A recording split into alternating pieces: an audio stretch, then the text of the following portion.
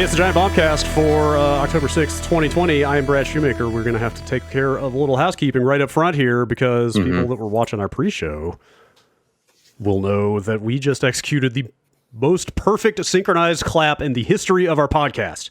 Yep. It's the best clap we've ever done, and it's all downhill from here. Well, sure enough, someone on this podcast, I'm not going to name any names. I was muted. Immediately, maybe I don't have to name any names. Well, Ben couldn't name names. My bad! It's Reverend Yorton Yeet over there. Well, I fucked up the clap! if you don't mind yeeting your way over to time.is. That's that. I was recording it, so it'll be... I have time is open. Fucking, of course, the guy with the sinister mustache sabotaged the clap.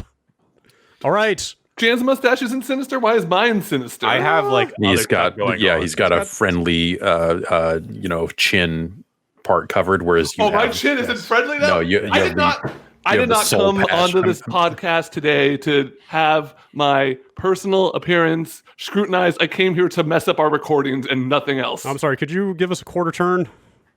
Oh, wow. I missed the mutton chops combo with the sinister mustache. See, Ben, that's the like most important part. the combination of that.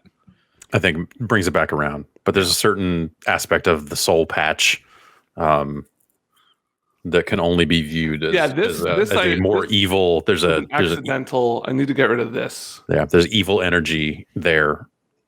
I killed the real Ben and hid him in the closet over there. The real Ben would never mess up the sink. Are you saying this is Mirror Universe Ben? Yeah. Yeah. This is I'm actually the Ben from the good timeline. We're in the I came here to visit the bad timeline and see what's up. Yeah. This is like tourism. You're saying we are the Mirror Universe? Oh man. Did you guys think you were the good main universe? Yeah, no, when you put it, what's going on around here? You put it that way. I suppose you have a point. All right. We got to redo this clap. Let's just get ready to put your hands together on 27. What do you say? Okay, sounds great. In my universe, we don't even have to clap. It just auto syncs.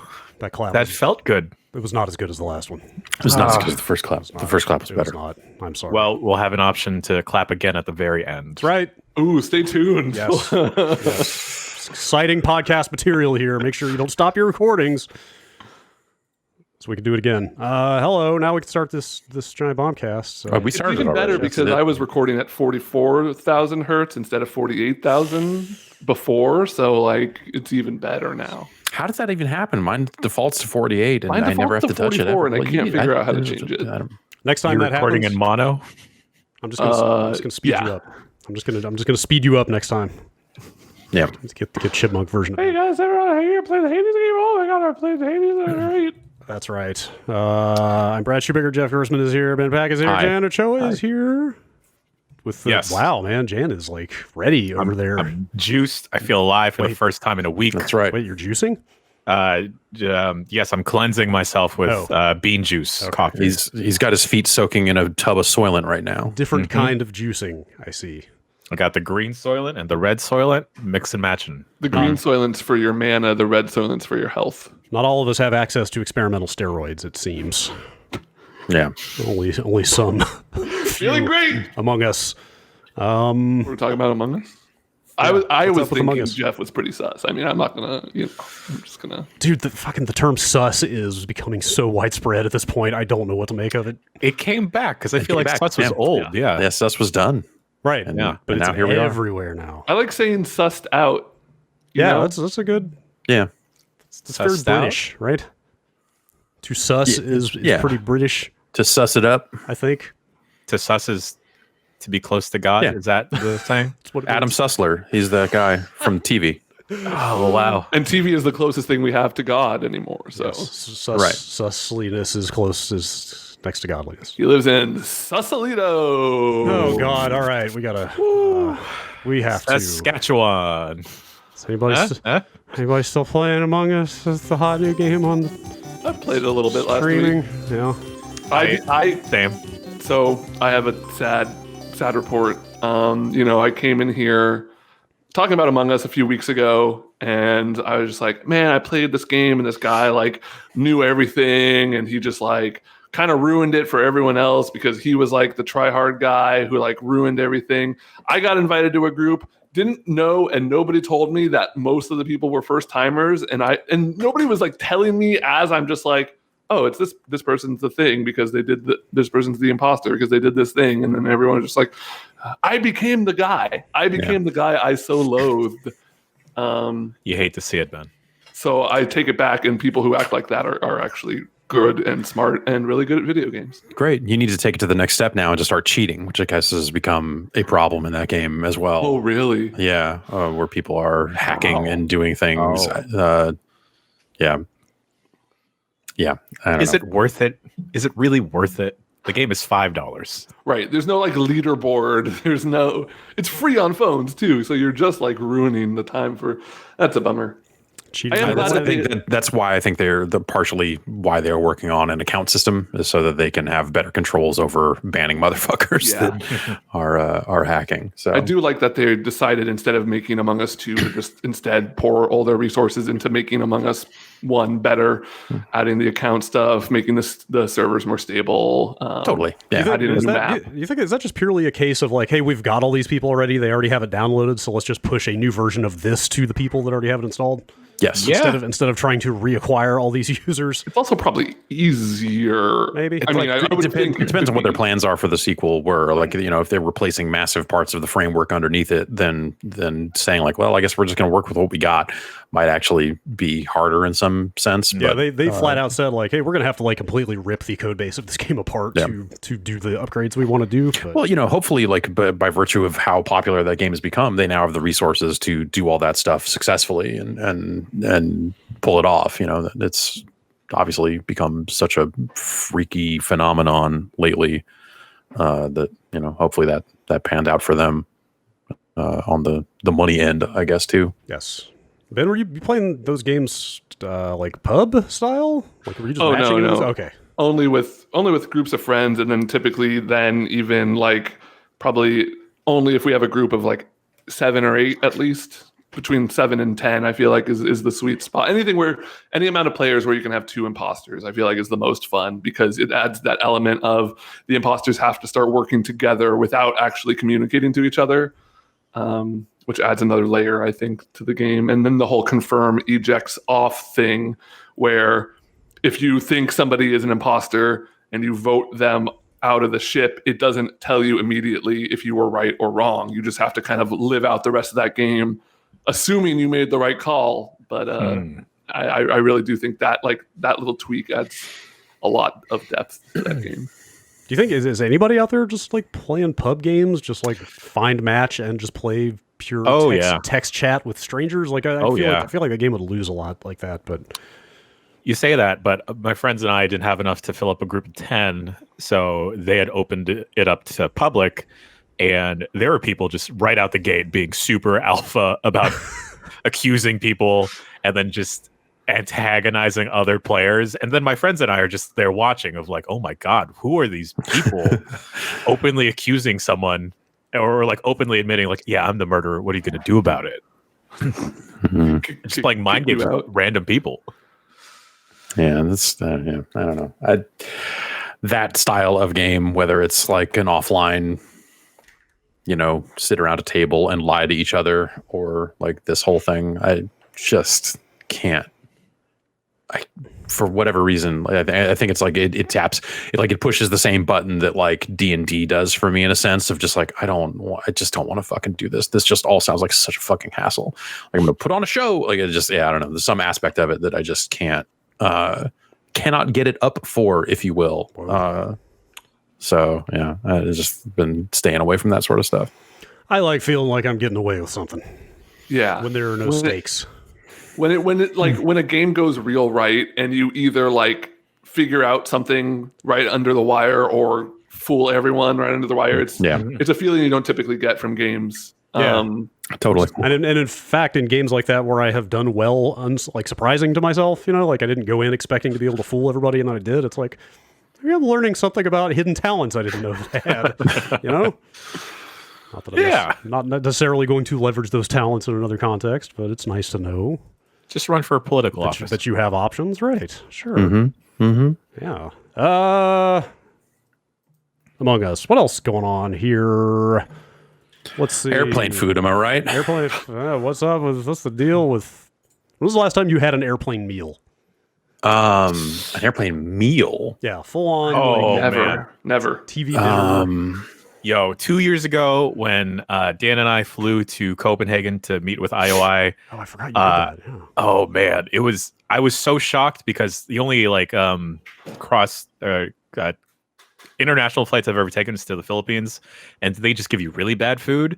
Here, like they gave me like this really nice meal, and then they gave me a small bottle of wine, and then I asked why, and then the lady just said, "Oh, it's complimentary. Here you go." That person didn't want theirs. Take this. Here, have some bonus wine. God. Bonus wine. That's right. Yeah. What was the meal? I don't remember. I drank too many free bottles of wine. Smoked fish and Yeah. A hot dog. I think I got some kind of meal type thing, either going to New York or back from New York, like as part of my like PAX East loop of going to the New York office and then driving to Boston and then flying home from Boston. I think on some leg of that, I got some amount of food on a plane that was in a meal configuration and not someone walking around with a basket full of chips. He's going, "You want a bag of chips or something?" I'm like, "Yeah, okay, yeah." We used to get like, I think like in the TGS trip, the San Francisco to Tokyo, I think it was 2 meals. Yeah, it's 2 meals. 2 meals. And Yeah. also free alcohol every time they came around for beverages. Wow. Like the first or second time I went to TGS, like literally every hour and a half when they would walk around saying, something to drink. Beer was an acceptable answer to that question. And I just drank throughout that entire flight and was like basically hungover by the time we got to Japan. Dude, that sounds so fucking miserable. What is that? That's a was like 8 hour. 24. It's 8 hour. Yeah. Oh yeah. I guess that's less miserable. Physically capable of handling it. It's like 8 hours there, 9 back, or something like that. Is that what it is? Something like that. Yeah. And just the idea of doing the only time I have flown truly drunk, I'd like flying to New York to see a GTA game with someone from Rockstar, and we met at the hotel at the airport bar in San Francisco and started drinking there, drank on the plane, and then got off. And that is just fucking just so bad. Just felt so fucking bad. Did you go straight to the GTA demo? No, we went straight to the hotel, and then I feel like I've told part of this story before, but we went straight to the hotel, and I believe we kept drinking in one of our rooms, and that was the only time I ever saw Star Wars Episode 2. Okay. It was on TV when we got there, and we just put it on and just like kept having drinks. It was real dumb, but and it's the only time I've ever seen any part of that movie. Probably the right way to watch that movie. Yeah. Just be angrier though. Yes. But yeah, the Tokyo, because you could always get they would have like we've got the American food option for you dopes. It's meatloaf and it sucks. Or do you want the one that comes with rice and is probably a chicken with vegetables on it or whatever? But I feel like on the way back, it was always like, here's this really amazingly shitty omelet style thing right before you land in San Francisco. Yep. And it's like this little eggy burrito looking thing. It was the worst, man, especially after that long flight and trying to get your shit together. Because usually, and Brad, I don't know, would you go back to work? Because it was always like Monday morning. We'd always land and it'd be like, it's Monday morning. Yes. And I would always, since it was on the way, I would at least like stop at work, if not work most of a full day. Yes. So it's just the dumbest. Okay. Yes. If it was after 9 o'clock, it was like, well, I guess we have to be at work. Guess just go to the office. Even though Might as we well. just spent most of our weekend traveling back from Japan. I guess everybody else is at work, so we should probably go to work. Yeah, might as well go to work. But I would usually go just like to lug in a suitcase and open it up and go check out all this shit I bought and then check some email for a while and then eventually drive home. Yeah. But yeah, God, what a fucking, it's dumb. Grind. Yeah. Grind. Yeah. Speaking of grinds, none of these are grinds. That was a bad segue, but that's all I got. Super Mario 35 came out. Yeah. Yeah. Yeah. Yeah. It's all right. It's interesting. out. It's cool. I think it's really neat. I also understand why they might say, come March, we're shutting this thing down. Sure. Huh. Yes. I think it's more interesting than it is fun. Yeah. Okay. Yes. Tetris 99. It is not. I'm going to say. Yeah. Okay. Totally. I think Tetris 99, they like really stumbled into something. Tetris 99 really plays into the chaotic nature of Tetris in a really interesting way. Tetris is unpredictable, right? Tetris is all about kind of like dealing with what gets thrown at you, whether it be the blocks you're getting or the junk that's getting thrown at you. Mario is not a game about randomness. Mario 35 adds in randomness to it, but like playing through Mario, you know the courses, you know where all the mushroom blocks are, you know where if you're really good, you know where the stars are and the 1-up mushrooms. And I think it just works less well than Tetris because of that. I think that the thing you end up like the flow of a match of Mario 35 ends up being it's just got a really strange pace to it, where when there's a bunch of people alive and they're all killing people, you're getting a lot of junk thrown, you get a lot of enemies thrown at you, and there are so many. The realization of just like the thing they did to subvert the way you play Super Mario Brothers normally is this is a very combat focused take on it, because every kill gives you more seconds on your clock, up to 400, I think is where it tops out. We should probably say, if people don't know, you're actually playing for time in this game. Like you're constantly trying to add seconds onto your timer, because whoever's left at the end wins. Yeah, you want to stay alive. Like don't fall in the pit, don't get hit and die. Like don't run out of time. The biggest premise is you have 35 people all playing same Mario. If you kill an enemy and you're targeting someone, it has the same targeting feature as Tetris 99. You'll send that enemy to their screen. And so and that's for every type of enemy, which is I think the coolest thing about this. That's for Goombas. Yes. That's for Piranha Plants. That's for Bowser. That's for Hammer Bros. Definitely the best moment I've had in this thing was the first time a random ass Bowser just spawned into the middle of like 1-3. I wish that there was more stuff like that. So you can take warp zones. The warp zone in 1-2 is still there, but when you get there, it just shows 3 different levels instead of worlds. It'll be like, good, do you want to go to 1-4? Do you want to go to 2-1? Do you want to go to 2-2? And so you choose 1-4 because you're like, that's an opportunity for me to send a Bowser to someone. And I think like that tactical decision, especially if it gets to a point where you're like, oh, I know that this level has Hammer Brothers in it and I want to fuck somebody over. So I know this is a water level, so I can get like 30 bloopers on somebody's screen. Yeah, like those decisions I think are like tactically interesting, and I wish they did a little bit better at kind of playing into that more often than just having a warp zone. But then so you get to the back third or the back, whatever. 10-ish. You get down to like the last 8 people, the last 5 people, whatever it is. I think you'll get to a point where the timer speeds up, the timer will turn red, and I think it starts ticking down faster. But also because there are fewer players, there are fewer kills happening, so there's fewer junk enemies on your screen to fill up your time.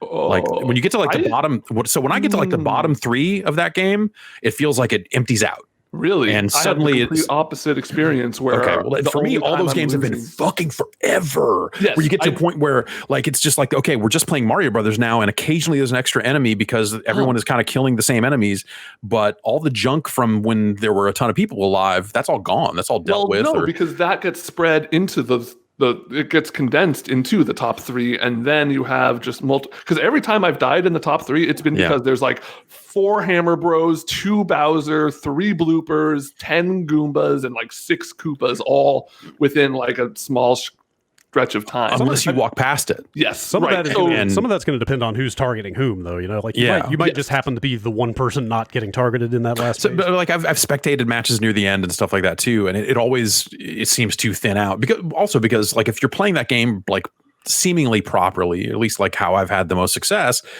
you are shooting fireballs at every single thing in your path. Yeah. And you are just kind of walking slowly through the level, just murdering everything to send it back, to make sure you have as much time as possible. Because until the time slows down, you're really not. If you're pretty good, if you're like competent to pretty good at Mario, you can pretty easily make it to that top 10 at a you don't have to rush. Like there's not the time pressure isn't super bad. I usually have max time until It's like fireballs give you less time than jumping on an enemy to kill it would, but it doesn't matter because there's so much that you're just going to be at 400 through most of the middle of that game. Yeah. And then when it thins out, you're kind of going in with like enough coins to hit the question mark block, like do the roulette thing, like probably 3 to 5 times, and 400 seconds, like the maximum amount of time. So it just becomes this. Like it actually is a grind. I think the end of that game is a grind in kind of a negative way. I think it was. I wish that there was the last 3 to 5 people to get eliminated. The time that takes is like 3 times the length of the other 33 people. To It needs different types of pressure. It needs like hey, this random thing happened and now everyone's fucked. It needs something. Bowser Storm, else. like a bunch of Bowser totally or something. There needs to be like one more thing for sometime around the end game instead of just like, well, the enemies have thinned out and now everyone's time is expiring. So then it becomes almost like a run as fast as you can to try to get the kills and try to find the, whether it's stars or, or fire flowers that'll give you more time or stuff like that. Like I don't think I like the flow of it as much as I wish I did. Or like I look at it and it seems like, man, if they, like I said, if they had done a little bit more to it, it could have been a lot better. I think actually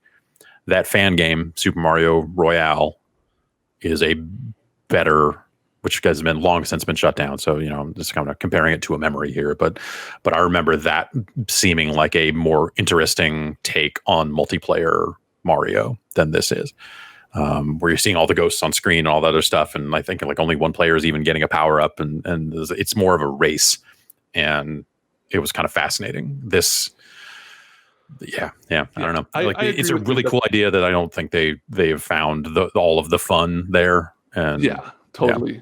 I think the pace feels off. I have other problems with it. The physics aren't right. The physics are wrong. I mean, like, it's not noticeably horrible, but you do notice little things like you can bounce higher off of, and so like I played it back to back with the Switch version of Super Mario Bros. Just to kind of like test it out. It's like Mario Maker, Mario 1 physics. It is like Mario Maker, but it's also not exactly the same as Mario Maker Super Mario because there's no dead enemy collision. So like normally, if you jump on a Goomba, there's still a little tiny Goomba hitbox and enemies will hit that and turn around. That doesn't happen. You can jump way higher off of an enemy than you can in normal Super Mario Bros. Like, that's fine. I can adjust to that. My bigger problem is the level selection, the levels themselves, really. Because like when you start out, you have to play 1-1 and 1-2 like 30 times. I've played one, like it gives you a little count of how many times you've cleared each level. It's like 1-1, 70, 1-2, 68. Like you're just playing because as you play and as you level up, you get the option to pick more starting levels to choose from. Like you can go all the way up to, 8-4 theoretically. But for like your first dozen games, you're just really playing those first few levels. And the issue is like, if you don't know where the 1-up mushroom in those levels are, you're going to have a bad time. If you don't know where the star is in those levels, and like people who really love Mario know all that shit. And like, I'm not opposed to like hidden information in a game, but it's like pre-existing hidden information, right? It's like, it's already been out there and people who have played these games to death know the locations of everything. And people like me who like, I played Mario a couple times throughout my life, but I don't know where all the mushrooms are. I don't know where all the stars are. And I don't want to go look up that stuff. Like I want to be able to play the game more and more and find naturally where those things are and feel like I'm learning the game. Yeah, I think there's like, I know World 1 really well. And then you get out of World 1 and, I will always using warp zones and skipping most of that game and all that other stuff. So when you get into like World 2 and 3 and stuff, I'm a little more like, oh, right. Yeah, I guess like, And it's got a practice mode. You can go in there and practice the levels if you want. But there's something also about the idea of like, I'm going to practice Super Mario Brothers 1 levels in this weird time limited thing of just like, but they did at least put that in there if you want to jump around and try to find everything. I think it's really neat and I'm glad it's there. But I think that it could be better, and maybe they'll do more with like they've got their special event modes or whatever. Yeah. So if they do more with that, then maybe that'll be more fun. But like at the same time, if they're going to do that, exactly, yeah. At the same time, like playing it, I go like, yeah, they could take this away in March. Like if this is all this is going to be, then sure, shut it down. Like it's also, it's not going to have legs. It's got a progression system because of course it does, because it's an online game in 2020. But like even that is a strange thing to put into a thing that's going to go away in like 5 months. It just gives you icons. It's that you only see on the leaderboard that you're never gonna like. It's really superficial. It's very stuff. thin, but it's I'm even less interested in boosting that level when it's all just going to evaporate.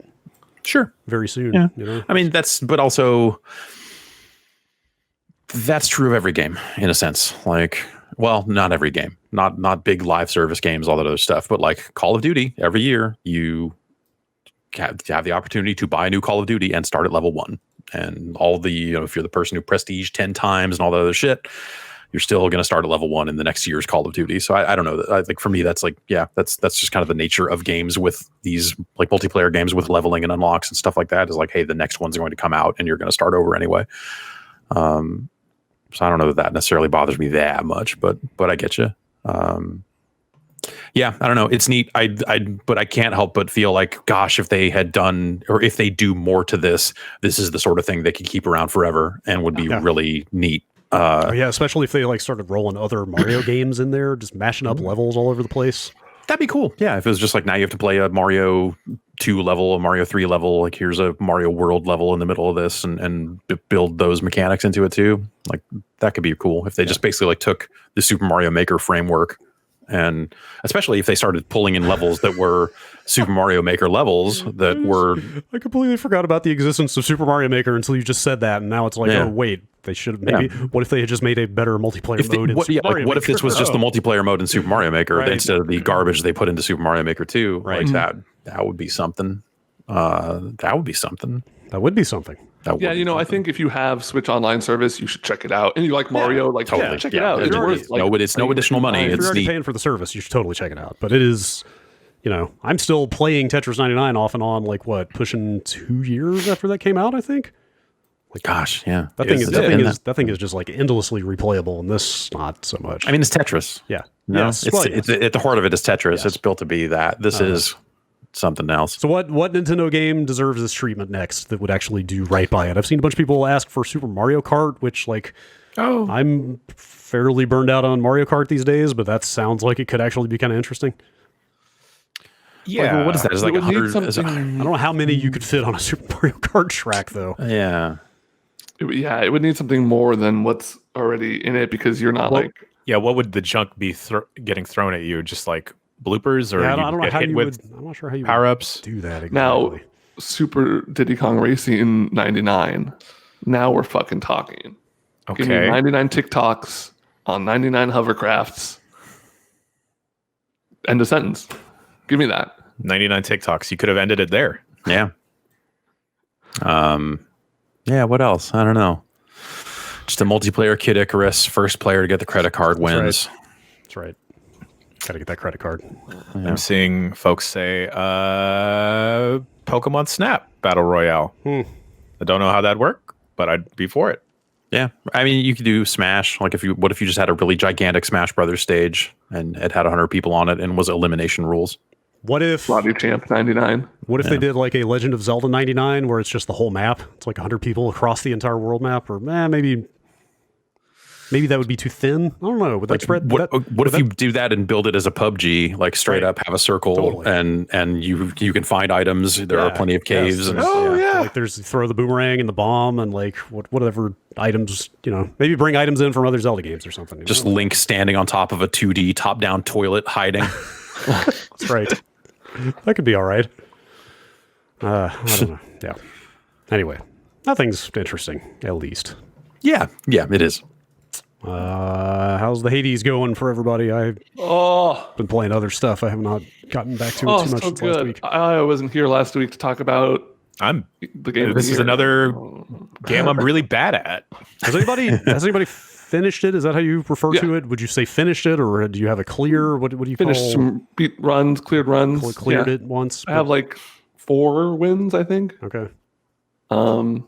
Game's good. I mean, like, I don't know. I don't know what y'all talked about We regarding mostly, it we mostly last said week. game's good, honestly. Yeah, pretty much just game's good. I still have not unlocked the gun. I'm like, why need one more key for the last weapon? I can assume that's the last weapon, but yeah, It is the last weapon, and then you get the ability to use those the monster blood you've been collecting to like give them unique aspects. So one of those will be like for the shield, it changes your shield throw so that all the aspects are given to different gods. So it'll be like the aspect of Zeus is for the shield, and what that does is basically you'll throw it out and it'll move like a slow moving buzzsaw and like automatically seek in on enemies, and then you can hit the button again to like bring it back towards you. Or like one of the bow ones is you load your cast into your bow before you shoot it, and then you shoot it out. They really do a good job with those, changing up how the weapon, like really changing up how the weapons feel without changing the core of what makes the weapon appealing. Like give like those, and you can even upgrade the base one, and it'll be like a very basic, like the bow will. I don't know if this is 100%, but it'll be something like the bow will shoot more arrows on the special, or you move faster when you charge with the shield and stuff like that. So that stuff is like really fun. I'm still trying I haven't unlocked them all, but like it's definitely changed how I approach the weapons and like my favorite weapons just because of these aspects. What is the what is the blood? Is it Titan blood? Titan blood, yeah. Is that stuff basically infinite? Like, can you just grind it out and kind of get everything, or are you having to make like hard choices about what you unlock? It is infinite because basically, so I'm gonna talk about some post game stuff for a couple minutes. If you're really sensitive to that, it's not like plot or anything, but basically, once you beat the game once, you get the option to basically add modifiers. They're called heat, and there's a ton of them. It'll be like shops cost 30% more enemies spawn, and they have like one hit of invincibility that you have to take off of them, stuff like that, and they each have a different value.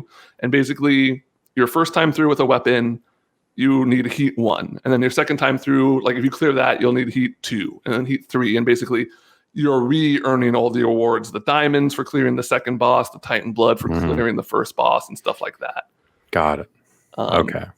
So that's how they handle farming multiple, because like yes, you're right, with the base, I don't even know if it's possible to get everything you need with the base, just like playing through each of the weapons once. Because it's basically like each weapon and each boss with each weapon, right? Because it'll say like you beat this boss with this weapon and you got the thing for it. And yeah, okay, that makes sense. I was wondering if that was like a situation where it's like there's exactly as many upgrades as there are those configurations or whatever, but the heat thing makes sense. That's also it's very much like in tune with some of the stuff they've done in the past in terms of like here are ways to make the game harder. Yeah, totally. If you want. Like, yeah, I remember Bastion had a very similar system. Anybody play through Bastion recently? Like I keep thinking about it. I have it on like 5 platforms now, and I still haven't. I've never played it since it came out on 360 originally, and I keep. You can play that in Chrome, right? I think you can just straight up play that. Yes. Yeah. I've got it on iPhone. I've got it on PS4. I think I've got it on Switch. But yeah, like, does it hold up pretty well? In my memory, it does. I don't. I wonder. Yeah, I'm not sure. Yeah, I have not tried it. But yeah, I keep thinking the same thing about like, it might be fun to go back and play Bastion, especially in the wake of Hades, which I think is like the most Bastion-esque game they've done, perhaps. But not to say it's like that similar, but you know, compared to Transistor, obviously, and higher, like, you know, Bastion just fucking blew my mind when it came out, and like I will readily admit, well, okay, I guess it's different for you guys. I was going to say I will readily admit a big part of that was like it was super novel for Greg to have made a game. I remember seeing it and going like, well, I mean, but also like he had made games. Well, I know before but that, he was like creative director or whatever on that game. You know what I mean? Like, being part of a big project at EA is very different from like, and especially when they first started. How many people were on that team? Like 6, 8 at most. Well, it wasn't even 8, was it? It was tiny. Yeah. That's more my point. It was like he was very personally involved in every aspect of that game, and not just like one of 300 people at EA. Yeah, on a Command and Conquer or whatever. You guys blew my freaking mind when you told me that he voices Hypnos. Wait, really? Yeah. Yeah, dude. What? Every time I go through now and he's like talking shit about how I died, I'm like, man, Fuck off, Gray. But also, like Bastion, it was also just a very novel game. Like the narration stuff was not quite like anything I had seen before, at least in terms of how reactive it was. Yeah, and I think it came out at a really great time for like for indie games, like on console, especially like that sort of stuff. Though, I mean, that game got published by Warner Brothers. Remember, like they needed a slot for XBLA or whatever it was. Right. They got into the Summer of Arcade, right? Yeah. So, Bastion was cool. I remember the first time seeing that. Like, holy shit! Like, there's a lot to this. Yeah. I feel like it'd be fun to play through again and just like, obviously it wouldn't be as mind blowing, but it'd be like, oh yeah, this was a fucking tight video game. Like, I forget who said that it is definitely the most Hades like, but like, it definitely feels like, I remember the thing that was most mind blowing to me about Bastion was like, they made a game with multiple weapons that I liked pretty much every single weapon. And they all felt unique. They all felt really well balanced. Like, and Hades nails that for me. Like, I don't dislike any of the weapons. I like some of them more than others, but then it will switch. Like, I liked base shield for a really long time. And I was like, oh, spear's not so hot. Bow's not so hot. And then I have like a really good spear run. And I'm just like, fucking bow's the best weapon in the game. I was an idiot. Yeah, I've had that happen where like I was all shield almost all the time, and then tried the spear out because it was the bonus, for that run or whatever, and had like a way better spear run than I've ever had before. And I was like, fuck. My first run was with the gun, which was like, when I unlocked all the weapons, I'm like, the gun is the only one of these that I don't really think fits the flow of the game nearly as well. And then I got a win with it. I'm like, okay, well, I guess I'm pretty good. Like, if you get the right things going, and it's always seemed really evident to me that there are a bunch of fans of fighting games and Dota on that staff, because all their games make it so obvious they have like such a good, deep understanding of the technical aspects of combat design. I've seen a lot of my fighting game friends tweeting about how much they're loving Hades. Like, it's totally like it is that kind of like just super tight technical combat thing. I love the progression of the weapon unlocks, like, because you start out with that sword and you're like, okay, I get this game. It's like you dash in, you hit some guys, and then the next weapon you unlock is the bow, which is just like probably the most radically different from the sword you could possibly get, where it's like, oh, okay, I guess there's ranged weapons in this game, and then you start to feel around with it, and then they give you the shield, which kind of hybrids both, and then like I think my favorite right now is the fists. There's an aspect on it which kind of will like almost scorpion somebody to you. Like, your special is you like drag them in, and then you can like drag them in, wail on them, hit them with that uppercut. Like, it just, it feels so good. This game. I've only tried the fist like twice and have not had great luck with it yet. So maybe I'll keep trying. But that was the one of the weapons I've seen so far where I was like, trust only your fists. Zeus will never help you. Yeah, maybe this isn't the one, but yeah. How do the like maybe avoid spoilers if there's any like story thing here? But how do the clears work? Is there ever a need to get successive clears to move progression forward? Like, do they expect you to beat it multiple times on the same run to push things forward, or is it just like you get a clear and you're just back to square one? Yeah, there is. So like, I think the best. It's hard to figure out the best thing about this game, but for me, one of the best things about this game is it's the first roguelike outside of like Void Bastards, which it didn't even do this as well, to like really make story matter in the gameplay of a roguelike. And obviously, like, setting it in Hades, having these characters be immortal, having these characters, just if they die, they're back in the lounge and you talk to them again. They're like, okay, I'll see you next run, really pays off. And they even find a way to do that with the ending. Trying to talk around spoilers.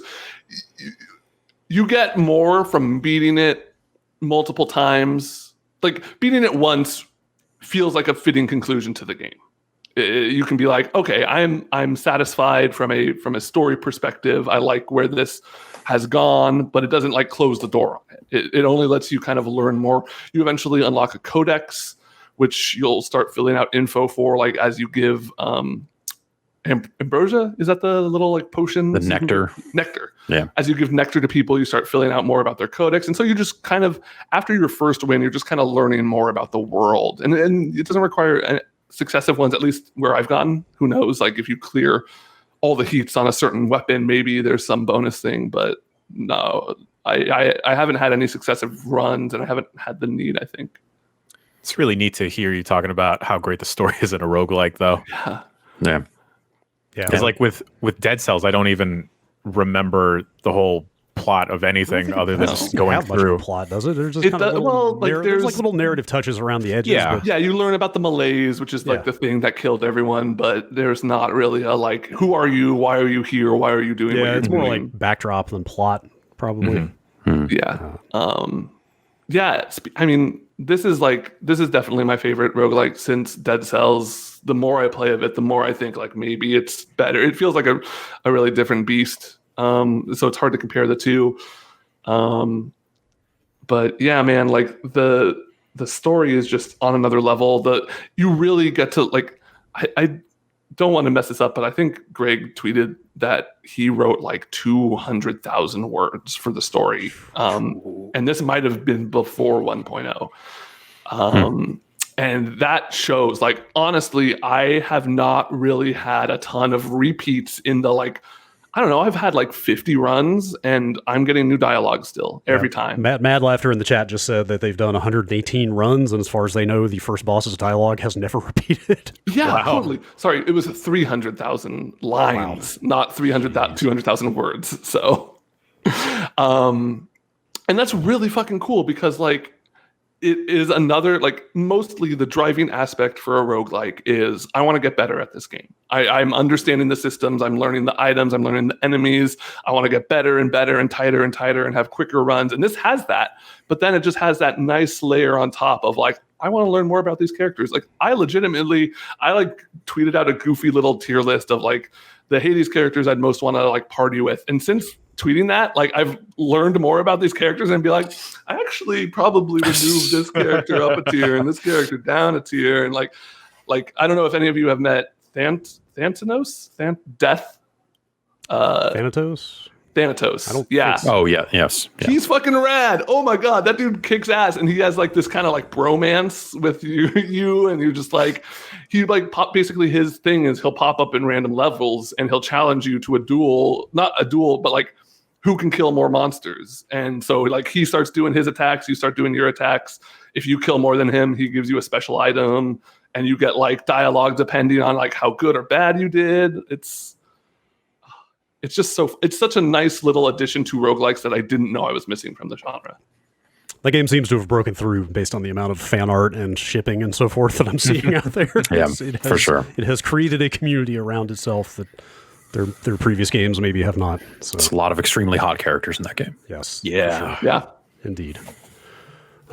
Speaking of extremely hot characters, I think we need to take our first break. I'll leave that up to you to interpret. We're going to be right back with more. Stay tuned.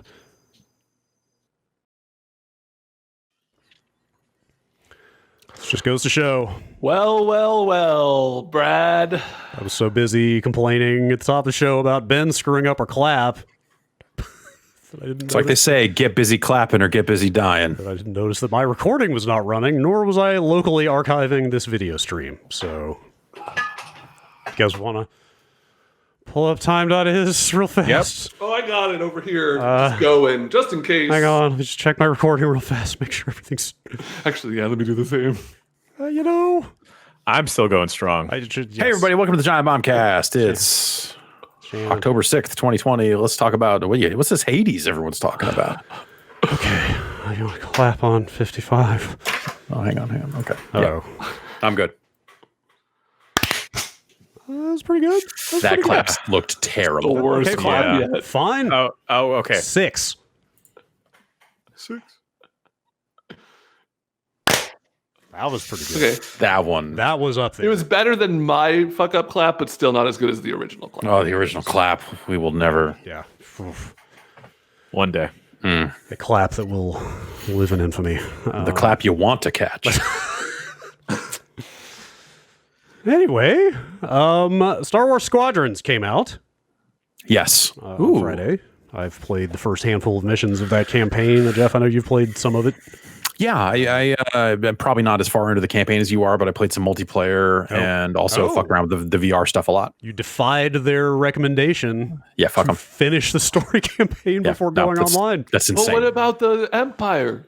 That's don't you insane. wanna It's know? dogfighting. Like, come on. Like, don't be dumb. I mean, I received an optional mission objective to destroy the jamming ships before the capital ship. Yeah. But was there something going on there? There's certainly things you will learn by playing the story. I mean is there's a little. I mean, maybe not much more, but there is a little bit more than just dogfighting TIE fighters. Although that has been the majority of the campaign so far. Oh, I mean, the multiplayer is like there's 2 modes, and one is dogfighting, and one is dogfighting plus capital ships and AI. So it's that's it's a $40 selling that other mode. We should probably say up front it's a $40 game. It's a little bare bones, a little bit, and I think it's well done for the price. And it seems pretty good. I don't know. Like I don't have a ton of complaints. I don't necessarily think they like knocked it out of the park. What an amazing thing! Oh my god! Like, but it's fine. It's cool. I don't know. I'm enjoying it for what it is, but it definitely took me some time to ramp up to appreciating what it is, because it is not a true successor to those games. It looks like those games, and it has some of the features of those games. And it's like splitting the difference in some ways between the original kind of X-Wing and TIE Fighter stuff and something way more arcadey. Absolutely. Not full Rogue Squadron. Yes. It's not. It is more technical than a Rogue Squadron, but it's really only got like a toe in the full like simulation zone. Absolutely. And I feel like, there are people out there doing this, and more power to them. But it's the sort of game that like the people that are like, I'm going to get a HOTAS and we're going to do this. Like that just doesn't seem like this game to me. Yeah. Like this game seems very much like you totally can. For sure. But it very much seems like, hey, this is a gamepad game. Yeah. And it's a very simple in that way, in ways that you don't necessarily think of when people start to bust out their HOTAS. It's usually for some kind of simulation. And I just don't think this is as deep as that. I mean, like go do your thing with your HOTAS, I guess, but it just doesn't seem like it warrants that. I mean, the big, so I've been playing it only on PS4 so far, and yes, it is totally fine and playable on a controller. Yeah, and I've been playing it on a controller as well. It's I want to ask you, because you have played actual real ass TIE Fighter in the last month or whatever.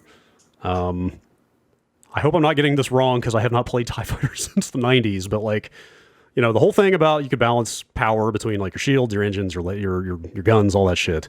Mm-hmm. In games like TIE Fighter, you were like literally hitting like up and down, like plus and minus, and like raising that slowly up and down, like in very fine increments, right? And you could like balance shields back and forth, be like, hey, divert more power to the rear shield because I'm flying away from things right now. Right, or hit the button to kind of distribute the power evenly. Or yes. This is much more simplified than that. It is literally 3 D-pad buttons. It is, if I got this right, I think it's left for engines, up for guns, right for shields.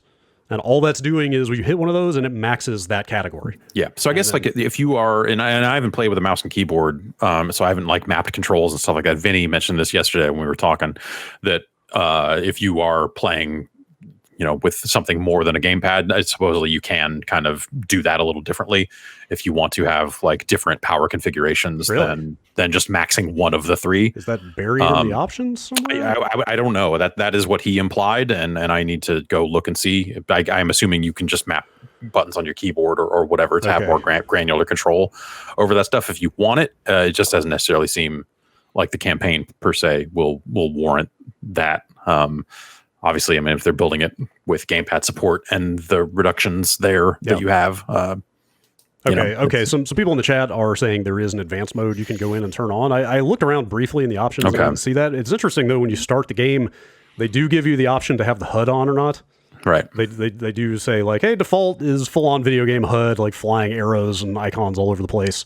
Or you can do the just cockpit instruments mode, which is actually still not not just cockpit instruments, because there are still some floating indicators in that mode. Yeah, but like the HUD, the default HUD is like full on Call of Duty. Like it writes the word follow above a target's head, or chase, or or whatever, and it's very much that. But I don't think the story is very good from what I've seen. Yeah, I'm only a handful of missions in. It's pretty boilerplate so far. It's not terrible, but I mean, opening with like a defection of someone defecting from the Empire, like in the literal open, when the last, like was that Battlefront 2 was all about that stuff, like the bad guy that can't stay bad forever as the trope of like, how do we make people feel good about playing as the bad guys? Like solving that problem the same way over and over again. It's just like, come on. I started to say that was also TIE Fighter, but it was not, because when people when people betrayed the Empire in TIE Fighter, it was because they were more evil than the Empire. Yeah. They wanted to launch a coup against the Emperor and take over, not because they were having a crisis of conscience. Yeah. Which people don't want to play as the fucking literal. People don't want to play as space Nazis. Yeah, it's obviously times have changed a bit. But like that narrative trope of like finding a way out of that particular quandary, they've just done it too much. Yeah. You gotta just say, oh well, we're coming up with something else, or hey, you can't play as TIE fighters in this game. I don't know what the actual solution is there, because obviously people want to play as, people want to fly those ships. Yeah. I have a question about this game. Yeah, Go ahead. Do you think this game is in a weird middle point where it's not going to super appeal to people who want TIE Fighter, the like very simmy kind of classic experience, and people who want Rogue Squadron, the very kind of arcadey, you can do anything, just fly around and shoot a guy experience? Yes, I think that is exactly the case, and I think if you are one of those two people, you can still enjoy this game, but in either case, it's not going to be all the way on the end of the spectrum that you want. It feels like I feel like there's some tactics around the movement, right? Because you can cut power and change direction. Like there's stuff around that is a little more simmy in spots than like you might they think. straight up tell you like, hey, cut your engines when you're doing a hard turn, and you'll like turn more sharply and stuff like that, which comes in handy for like when you're trying to evade locked on missiles and do a quick turn on a dogfight and stuff like that. Yeah, like pretty basic physics-y type stuff that like a more arcadey game maybe would ignore in favor of just like, you just have an amazing turning radius or so whatever. Yeah, there is some technique there for sure. Yeah, but it's not. They don't. Yeah, I guess the thing is they don't commit all the way, one way or the other. It feels like an arcadey game with some shield management options, and you occasionally have to resupply when you run out of missiles or something like that. They give you some things around that. Yeah, it feels a lot more video gamey to me than those games did. Like you've got straight up power ups in this. Like you've got a droid heal basically on a cooldown. You can just pop every so often to get health back, and like you can get resupplied from other ships, which was totally not a thing back in the day that I remember. I feel like there was a resupply, like call for resupply. There may be some of that stuff, but it wasn't like but just a magic button press where you press the button and it just happened. Yeah. Those games were a lot more strict about that stuff. Yeah. So, I think that like if you're looking for that type of experience or something, this isn't that, but I don't mean that to mean that this is bad per se. It's just, it is kind of caught in that middle ground, and maybe it won't fully appeal to anyone who is looking for anything at those extremes. But on its own, to me, this seems like a VR game. To me, this seems like a game they developed as a VR game and then said, well, we can't have it be VR only. Come on. We want it to sell to more than the number of people that own headsets. That is the thing I was working up to saying about this, is that, yes, it's not a VR only game, but it might as well be, I think. Like, I don't know. I haven't played it on the TV. Maybe it's totally fine on a TV. I know someone who is playing through it on a TV right now who is kind of bored of it. Yeah, I think that I found it to be a little more playable and a bit easier on a monitor. I'm playing on PC than in VR, but like being in the cockpit, like literally just looking around inside of a damn X-Wing or TIE fighter is like 90% of the appeal of this game. Honestly. Yeah, though at the same time, like I think you have to also want that specifically to be a Star Wars cockpit. If you're looking for a space dogfighting game that is built for VR and built to take advantage of it, I still think Eve Valkyrie is a better game. Yeah, but I'm like, I know what the ships, what the fighters are, what their names are, what they look like in an Eve Valkyrie. Like, absolutely not. I can't think of another property where I would want to be inside those fighters like I would with the Star Wars. I think I don't care enough about Star Wars to where that's like not as much of a concern for me. It's just like, hey, it's a good space dogfighting game, but like in the X-Wing, I felt like the cockpit was taking up a whole lot of the view, and I kept recentering. I kept wondering, like, am I too short for it? Does it think I'm like this? Does it need to be up here? But I kept hitting the like recenter around me thing, and it kept redrawing it in the same spot. So it just felt like not enough space, too much cockpit, not enough space. Yeah, I could see. And like the TIE Fighter is terrible for that because there's no fucking windows on the side. Right. Yeah. It's a tiny little viewport in the front and no situational awareness. Like, but it boils down to just like that's a game built for you to fly on your instruments. It's a game built for you to look at your radar and do that stuff. And that's why I think it ends up being like a little bit easier playing on a TV, because it's just like you're just staring at the instruments, lining up the shots and shooting. And that's fine. I think a lot of space sim, that's how I played Wing Commander back in the day too. But like, I think Valkyrie does a thing where you are looking around, you are moving your reticle as you look. And so the cockpits are built with that in mind, generally speaking, and you are looking to maintain lock.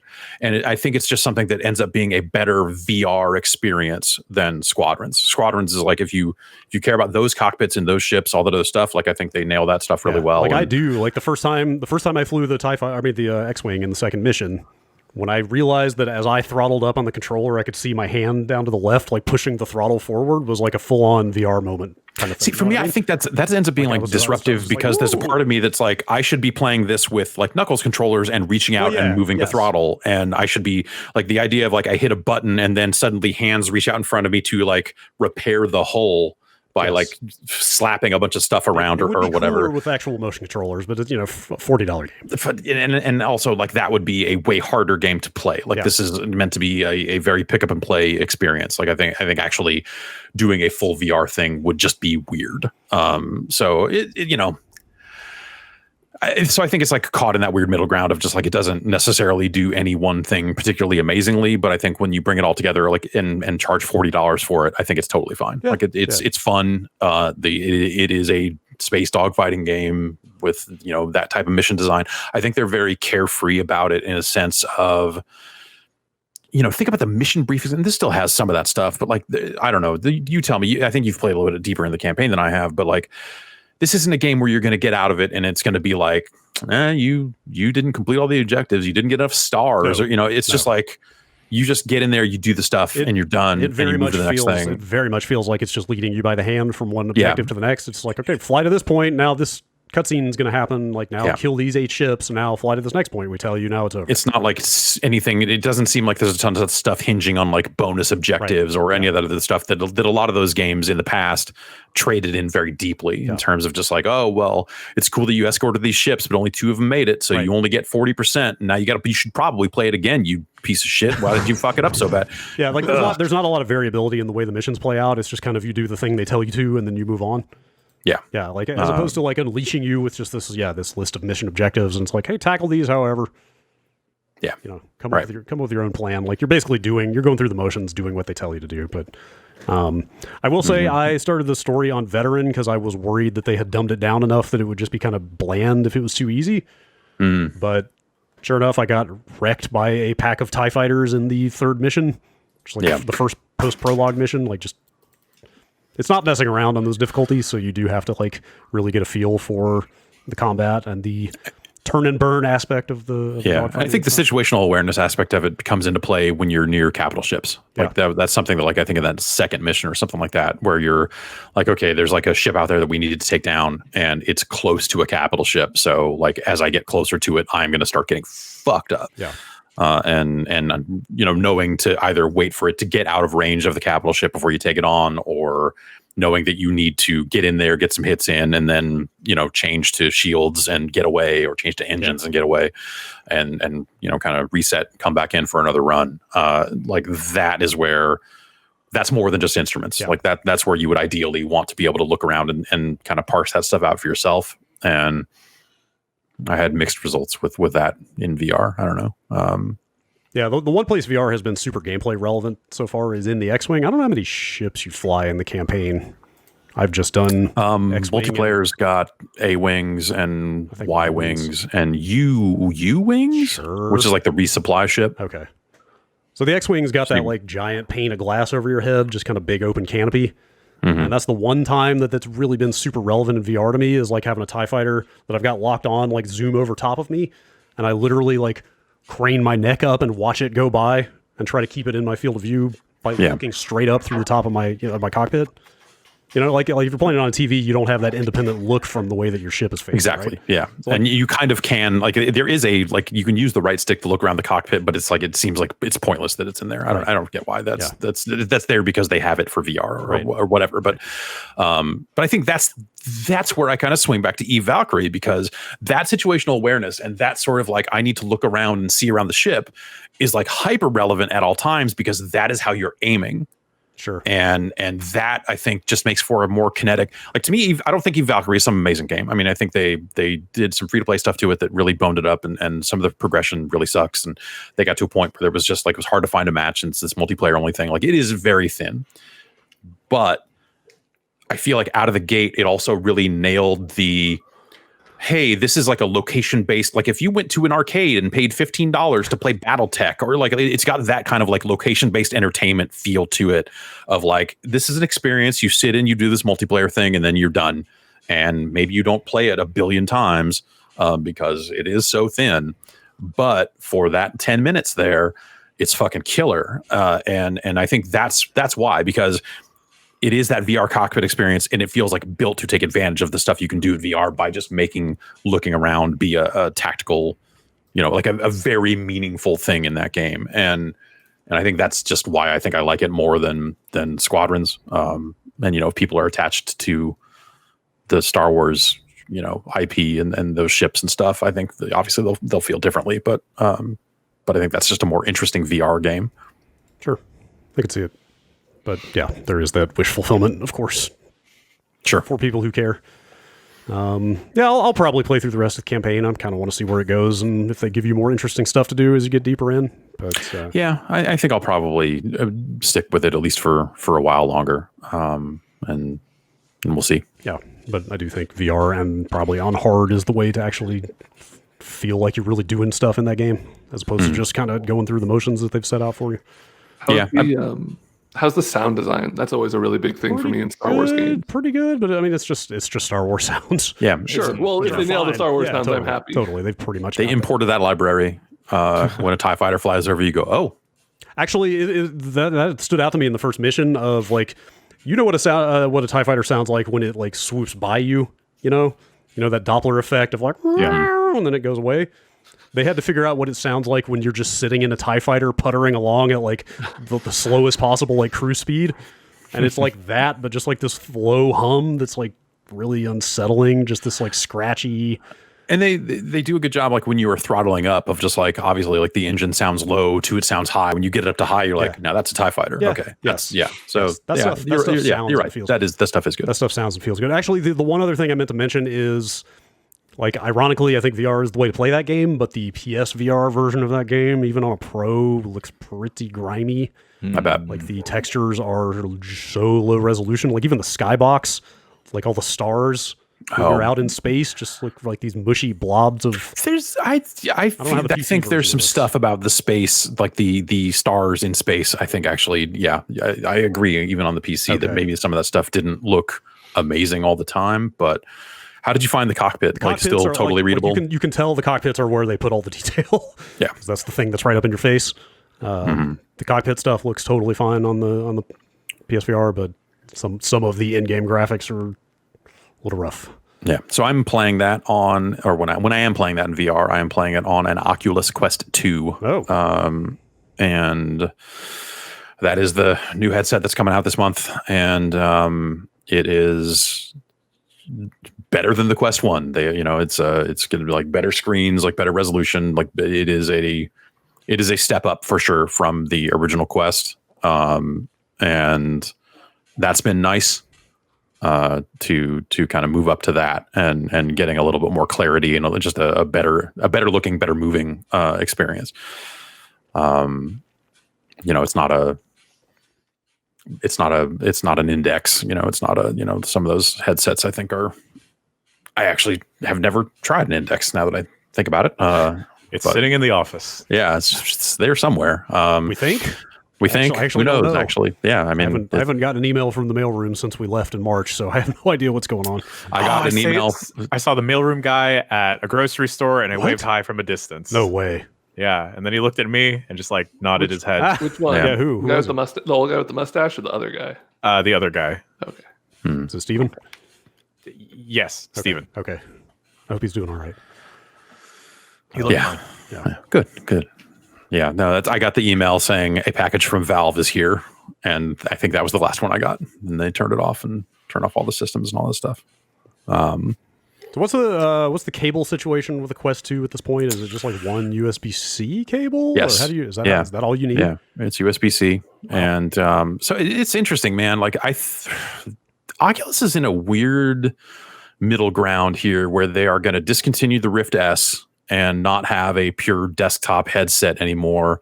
But they still very much have this desktop software and store and stuff and this layer that sits on your PC.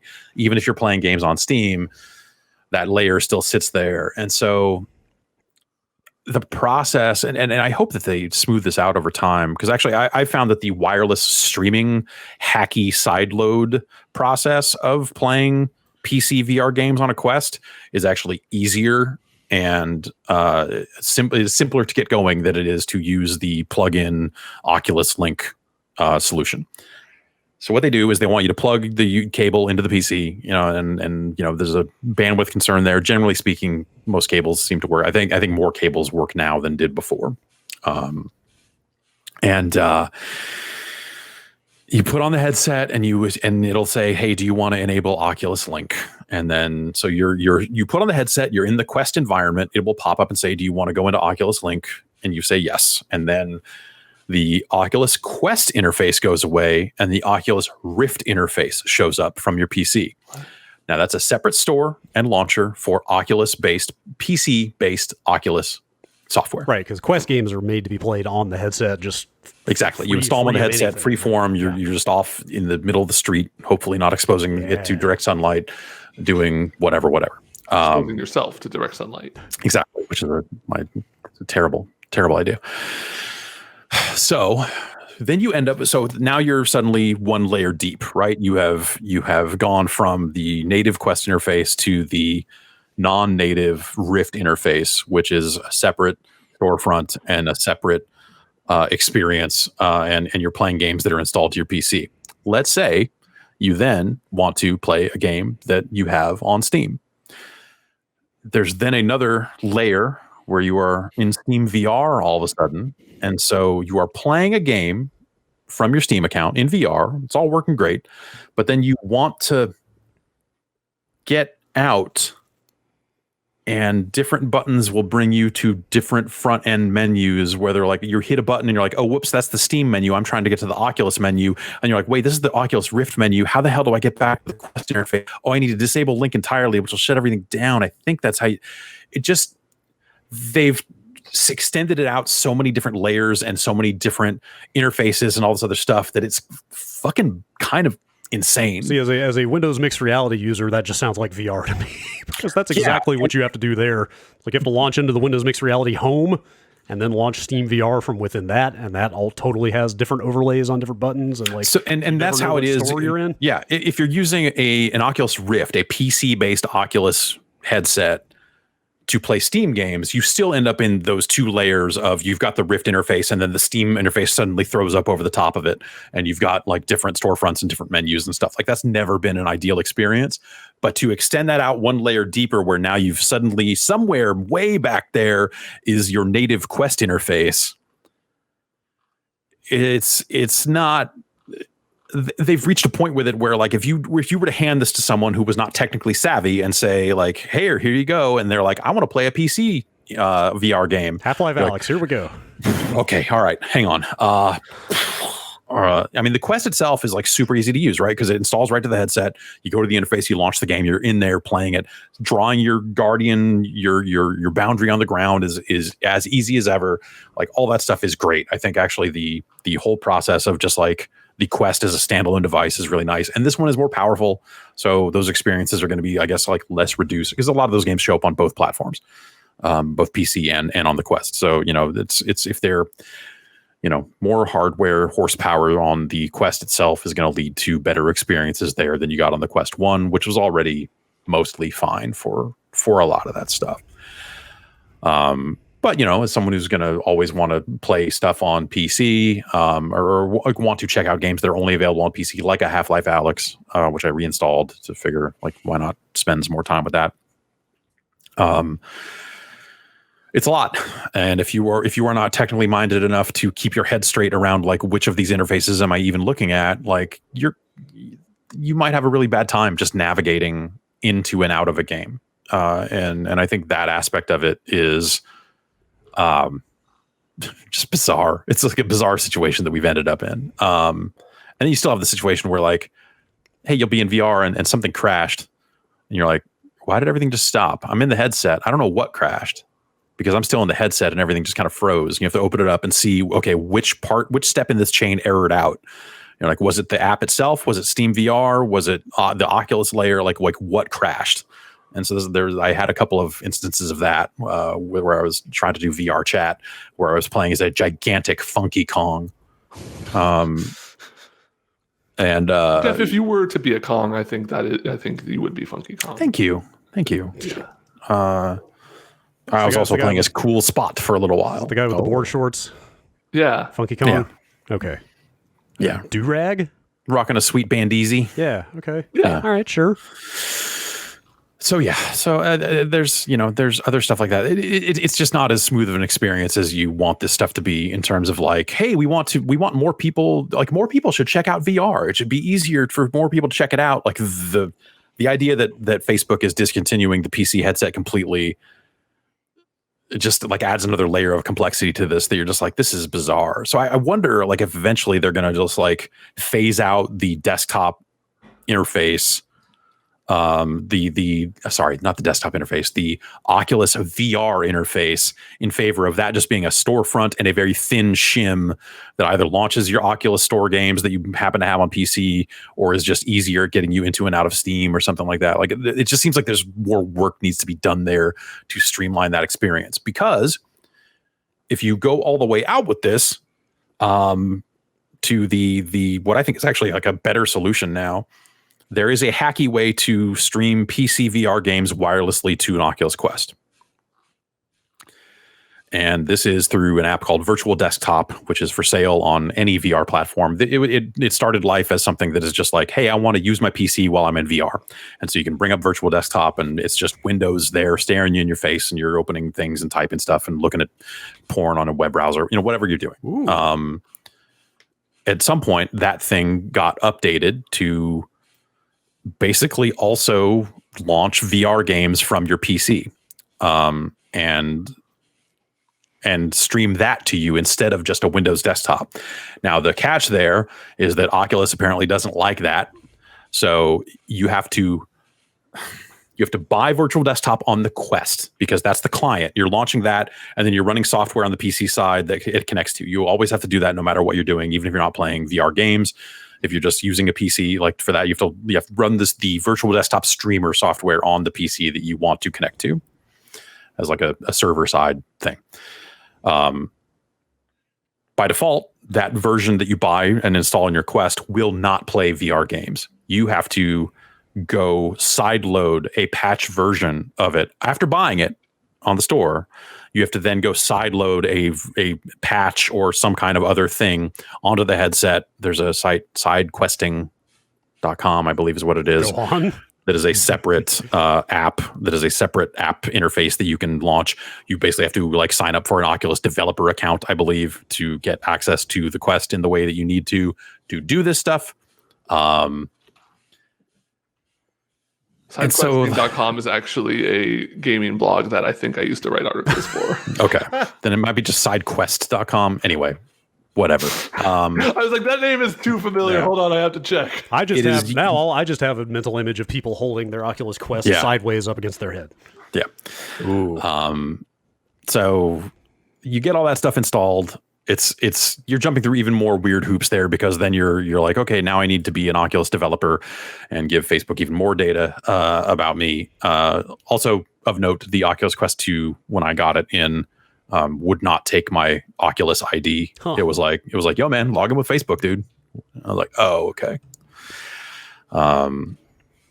So keep that in mind, depending on your Facebook feelings. Yes. So anyway, once you jump through all those hoops, you can wirelessly play PC-based VR games on your Quest. And I have found that experience to be absolutely comparable to the wired experience. And it's actually simpler, because you just you put on your Quest, you launch Virtual Desktop, it sees the PC that's running the streaming software, connects to it automatically. You push one button, it's got a games tab. It says, here are all the Oculus and Steam games you have installed on this PC. You click it, you launch it, you're in. Getting out is still a process of like, oh, it still technically has the Steam VR launcher there and all this other stuff. So getting back to that games list is like maybe not as clean as I would like, but it actually, the convenience there is so much more than the process of like establishing the official Oculus Link connection, getting into the Oculus interface, getting it, like all that stuff is it's just too many steps. And yeah, the virtual desktop solution works surprisingly well. It burns through battery like fucking crazy. Yeah, how are they sending that video wirelessly? Like, what standard is it sending the video over? It will adapt. It's using HEVC. No, I mean, like is it going over Wi-Fi or is there some? Yes. Really? Yes. Wow. Because it's the headset has Wi-Fi. Yeah. I would think the latency would be too much. It's not. Because any latency in VR is enough to like make you sick, you know? I have not had any issues with it. Huh. That's wild. On that front, or any more or less issues that I would have if it were wired, I guess I should say. Like there's definitely some games that are going to be more swimmy stomached than others. Sure. But yeah, I have not had any extra issues with that. That's like a your mileage may vary thing. I can't, and I'm not equipped to necessarily do lag measurements about how many milliseconds it's taking to render a frame on the headset versus like wired versus wireless. Someone presumably has done that math out there somewhere. So, but yeah, the wireless method for me has been kind of the only way to go. And it's been pretty cool. So that's probably what I'll use the Quest 2 for most of all. I mean, like they are putting out like a sequel to The Climb called The Climb 2 on Quest and some other stuff like that. I still haven't had time to try the Phantom Covert Ops, the stealth kayak game. TACAC. So I want to finally check that out. I installed that. Tetris Effect is out on the Quest. I installed that on it and it's like, yep, that is definitely that game. Rez is coming out pretty soon here.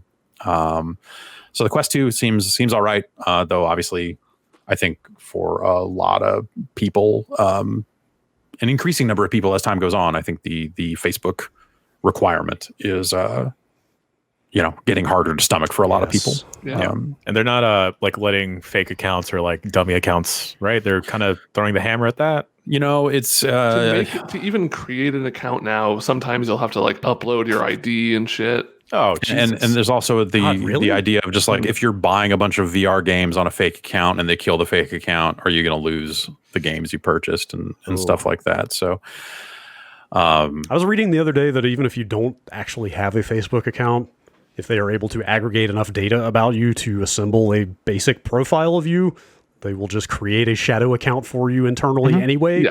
Yep. Because they basically just want to have a record of every fucking human being on the planet.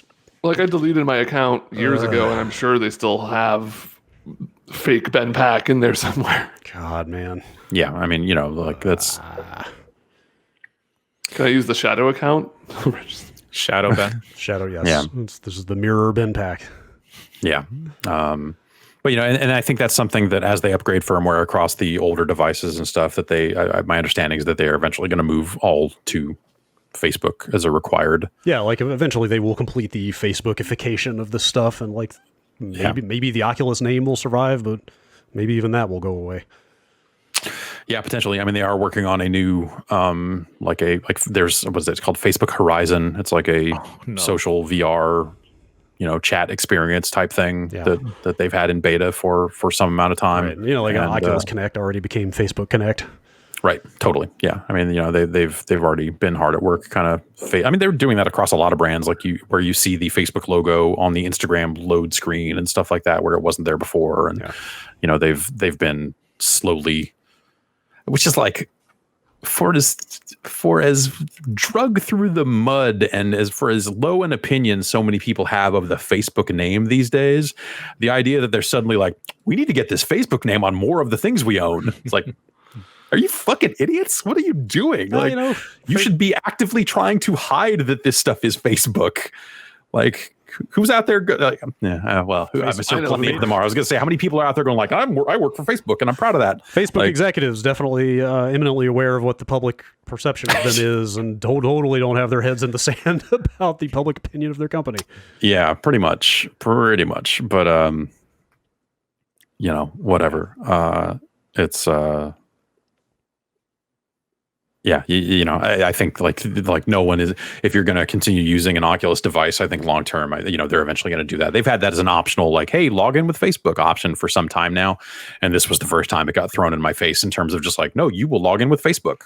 And I was like, oh, but I already have an Oculus ID, and my Oculus ID was already linked with a Facebook account. So it wasn't even like a big deal on that front. But, if you are worried about the impending Facebookification of Oculus, which they announced some time ago that they were going to move in that direction anyway, this headset it is here. So keep that in mind. Yeah. When that thing's coming out. They also, someone asked in the chat, they sell a different strap for it that is apparently more comfortable, and there's an optional one of those that has an external battery pack as part of the head strap that is apparently good for extending the battery life. I do not have that, but that sounds interesting. It also comes in two sizes of storage. It's like a 64 and I think 256 is the other one. $100 difference on those. So it still seems like solid entry level VR once provided you can get over the Facebook hurdle on that stuff. VR headsets continue to come out. There's some new model of mixed reality headset coming from, I think, HP, I want to say, is who's doing that. It's coming pretty soon. It's got pretty... Do I need to put ink cartridges in it? Or pretty solid specs on it from what I'm seeing. It needs to be official ink cartridges, though. Yeah. Okay. That's, I'm curious to see, because Oculus getting out of the desktop... not even getting out of the desktop software side of VR, but getting out of the, hey, they're no longer going to sell a headset that is desktop only. They're just saying if you want to do that, get a Quest and plug it in. VR just seems like it's in an ultra weird spot right now, and it seems like it's been in one for a while now, where like Half-Life Alyx came out and I think kind of came and went for people who are not already on board the VR train, and the noise of people who are on the VR train attempting to bang the drum as loud as they can for VR just seems weirder and weirder as time goes on. Where I think there's some really cool stuff happening in VR, but it's still inconvenient in a weird way, and still clumsy and not consumer friendly enough in some ways that it just seems... I would not have anticipated that it went this way, but it feels like that's where we are with it, where it's like, oh, it's doing okay, but it's not burning it up. It's got a treading water. You're not like, oh yeah, VR, the future is now. It's treading water. Yeah, that's a good way to look at it. It didn't crash and burn right out of the gate, but it also didn't quite change the world the way that people thought it might. Yeah. And the notion that they released a single player new Half-Life game. Yeah. And I feel like that came a little too, if Half-Life Alyx had come out 2 years ago, because that was the thing for me, is VR was always missing the killer apps. There were games that were cool in VR, and it's oh yeah, this is neat, this is fun. Most of them weren't, but then there was no console sellers really. Sure. There were no huge marquee VR games. They had a chicken and egg problem of just are you going to sell enough headsets to justify big development? And if there's no big development, will people buy headsets? And they kind of ran into that a little bit. And but then also there were added issues of less space for certain people, and having a PC powerful enough early on, before the Quest. Yeah, I once again had to push my coffee table out of the way and drag a chair in front of the TV to get the PSVR track right last night. That stuff has not gone away. So yeah, it's I would have thought that whole process would have been smoothed out in more ways than it has, I guess. That's the surprising thing. When you go look at the software and look at the games that are out there, it's there are things that people swear by, and it's just oh no, man, Boneworks is the future. And you play it and go yeah, no, but Boneworks is rad, but that's not it's not doing anything, those two games for me have been Rez and Tetris Effect. Those are the most memorable VR experiences I've had by far. There's a game called Cubism that's out now. That's like it's going to draw a clear box on screen and give you shapes of different varieties and sizes, and you have to kind of fill the entirety of the box with the shapes. It's like that type of puzzle, but it gets very 3D and spatial awarenessy very fast, and in a way that only served to prove that I am incredibly bad with that specific type of puzzle solving and spatial awareness. But it's actually well made, and it is in that same vein as like Super Hypercube or Rez, like those type of, like, here's a very confined, tight, focused experience that is improved by the 3D nature of VR, and that's cool. That's out recently. That's a pretty good recent release. Is that on Steam? Yes, I will check that out. That sounds cool. I believe it's also on Quest as well. Okay. I believe it's on Steam. I'm not sure. Virtual reality. Yeah. All right. That's games we've been playing. Oh, Brad. What do you got? Damn it. I was sitting here going, I wonder if I say that we're done talking about games, if somebody's going to jump in and have one more thing. Genshin go, baby. Wait, you didn't. I thought you were going to. Oh, you did list that. I'm sorry. And I thought you were going to talk about 13 Sentinels, Night Grand of the Fate, Lords of Shadows. I had your email and Jason's email mixed up, where I thought he mentioned Genshin and you did not, but here we are. This game sounds awesome. Is this game awesome? I played enough of it on the PS4 last night to realize it does not run so hot on the PS4, even on a Pro. We're talking about Genshin Impact now. Genshin Impact. Yes. I got like 10 minutes in and immediately was like, maybe I should play this on the PC instead. Yes. That's one of those Valorant style cheat driver situations that is running all the time. They said that it's not running when you turn the game off. Okay. So there's that. Genshin Impact is the anime gacha Breath of the Wild game we have all secretly been waiting for. People are demanding it. People out in the streets screaming, "Give me a gacha Breath of the Wild with anime girl." You asked for it. Paimon, please. I need the irrigation of mankind to start now. Paimon. Yes. Yes. Like, I spent 10 minutes with that game and I already know exactly who Paimon is and why this is a controversial Brad, can you do a Paimon voice? I cannot. I'm sorry. I don't have it in me today. Is it a man who sells pies? Is it Pie Man? Oh, it's worse Na'vi from it's a little pixie Ocarina of Time. A little pixie nymph kind of character who speaks in third person. Yeah. Ooh, okay. So they're kind of like The Rock, because The Rock also refers himself in the third person.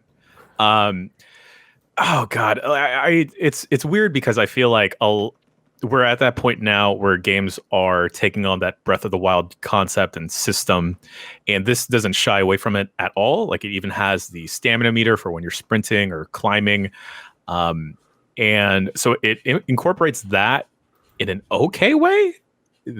Like, I remember really liking how Breath of the Wild felt when you were climbing, or you can kind of cheese your way up stuff and running through that and taking advantage of like whatever limited stamina you had.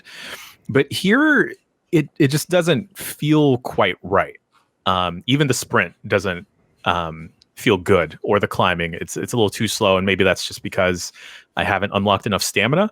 But it is just like Breath of the Wild, where you have an overarching map, and you're following a bunch of quests and whatnot. Except instead of like how in Breath of the Wild is kind of more open-ended, here there's a defined quest structure. And the gacha aspect comes in terms of your playable characters. If you just make your way maybe like, I don't know, 2-3 hours into the game, you'll unlock 4 characters on top of the main one you start off with. And those are free. But then if you want the other cooler folks, you have to take part in the gacha aspect. We should say that this game right off the top is free to play. It's on PS4, PC, mobile. It's coming to Switch eventually. And you can get by not paying anything and be fine just with those 4 characters.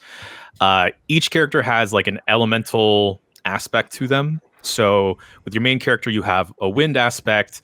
There's a fire, ice, and electricity character. And just like in Spellbreak, how those elements can work in tandem with each other, you can set off your elemental attacks, and they can cooperate with each other. So, say you have your fire character setting either the ground on fire or an enemy on fire. You switch to a wind character, and that'll just juice up the wind or juice up the fire and get that going. So you'll have a bigger blaze going. Or how quickly do you switch characters? Is it just like tap to switch between them, or do you have like a party? Press. Yeah. So you're rocking with like a party of 4. Okay. And you can switch off pretty fast. There's like a slight cooldown, so you can't like instantaneously switch like ba ba ba. It's like 1 second and then another. You can go off, and they actually do a lot of neat things with your party structure. So you don't need to have one of each element. There are certain dungeons that may recommend you have one of each of the main elements.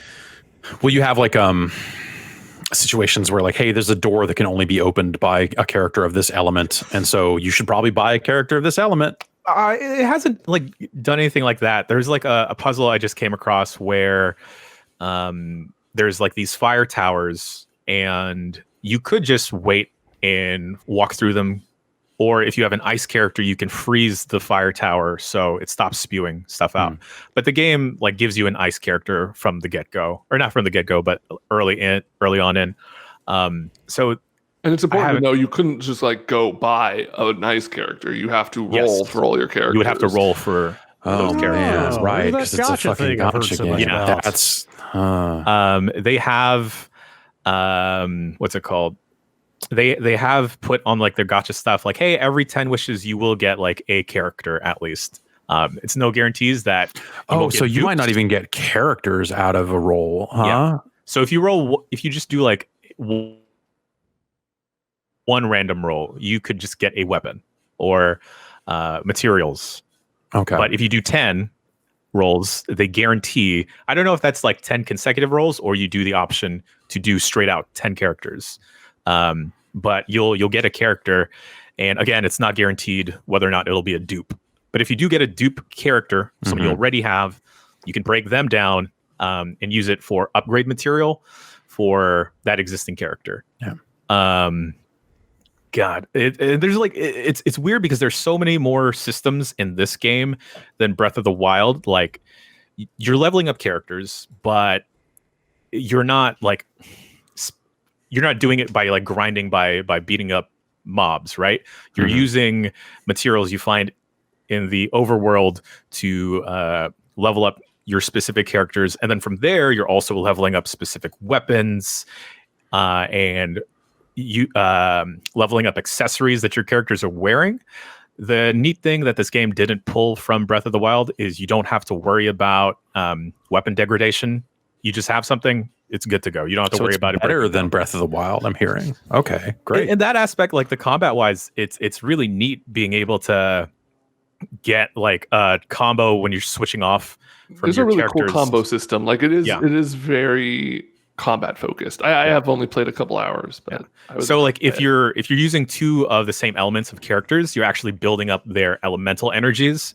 So say you're wailing on someone with your anime lady that is like a heavy swords woman, and you're wailing away with your electricity powers, you can switch off to your electric archer lady with her evil shadow raven and unleash her electric ult, which is neat. And the exploration aspect of the game I found really neat.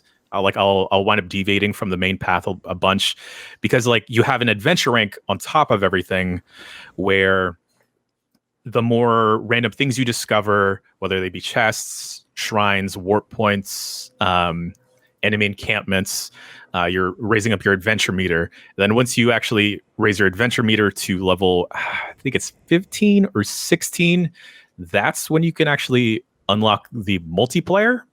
I haven't gotten to that yet, but the multiplayer kind of seems bare bones. It doesn't seem like everyone gets rewards. It's just that it looks like it's looking like that the host only gets rewards. Oh, okay.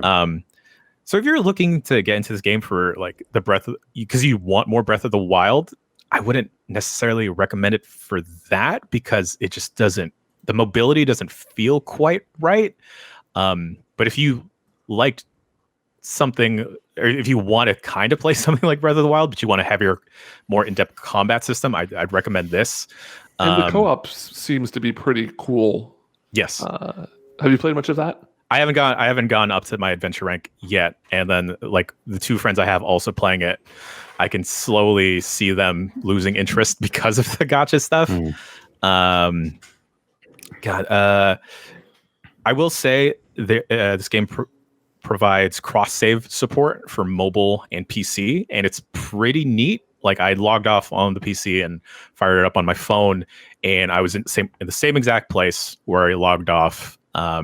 It actually runs pretty well. I have an iPhone 8 Plus, so not the newest phone out, and it runs okay. The bummer side is that it doesn't support Bluetooth controllers for phones, so you'd have to play with like the screen controls, which, you know, for big thumbed people out there, it's a little difficult. Yeah. I've been liking it a lot. I actually lucked out, and you know, with some of these gacha games, they will throw all their resources out pretty like fast and loose for early adopters. So I've been able to unlock like 1 5-star character and 2 4-star characters without actually having to spend any money. But then, you know, you get that itch going, and it's like, oh, well, you know, I could just dump $5 and, you know, roll a couple more times. Just got to make some numbers go up, and some greens turn into blues, turn into purples, Yeah, turn into oranges. You know, if you're playing through it, and right now it's really, really generous that you could at least get, you know, some decent characters that you might want to invest in. I've fallen down like a rabbit hole of looking up tier videos for this game, of trying to see which one I should like be maxing out and dumping all my materials in. It's fun. It's fun though. You might say and it's free. They gotcha. No, that's not. Yeah. So, do the different characters like so you talk about equipment and different weapons and stuff like that? Can you just equip any weapon on a different character and they will get like that combat tree, or does each character kind of play a specific way? Each character plays a specific way. There's different character types. So you'll have a swordsman, a heavy swordsman, so they'll be a little bit slower and they'll use their stamina while they're swinging away. Then you have your archer characters, and then you have your mage characters. So you can't manipulate someone to be a different weapon type. Got it. But anyone can. So an archer can equip whatever bows you have. It's not tied to like a specific person. There for the accessories, it's also kind of a loot game in some aspects, because you know you want to be using like the proper set, and like there's set bonuses for the different accessories you're wearing. Numerous comparisons to Destiny in the chat as you were talking about this. Man, the 5-star I got was Diluc, I believe his name is. He's the fire swordsman. I understand he's top tier as of right now. So I'm told, the chat says it's a feeding game, as in feeding your weapons. It sounds like. Yeah. Are there any mags available? No, but there's like fun pocket watches that you can feed into your swords. Huh. Wait, make a time sword? Boy, it's been making the time go by. But yeah, you'll feed your swords or bows, the bad bows. You thought swords and guns went together. Oh shit. This game sounds weird. It's really neat weird. Yeah. It's really neat weird. It's free to play, so just try it out, I guess. Check it out on a PC or phone or PlayStation 4 near you. Yeah. It's like I kind of don't want to do the PC version because of the stuff about the cheat driver stuff. But if the PlayStation version doesn't have the cross save, then should I bite the bullet and play that? I don't know. I don't know what to actually do. Do you think if and when the Switch version comes out, it'd have cross save stuff? It's potentially. I don't understand why the PS4 version wouldn't have cross save. Yeah.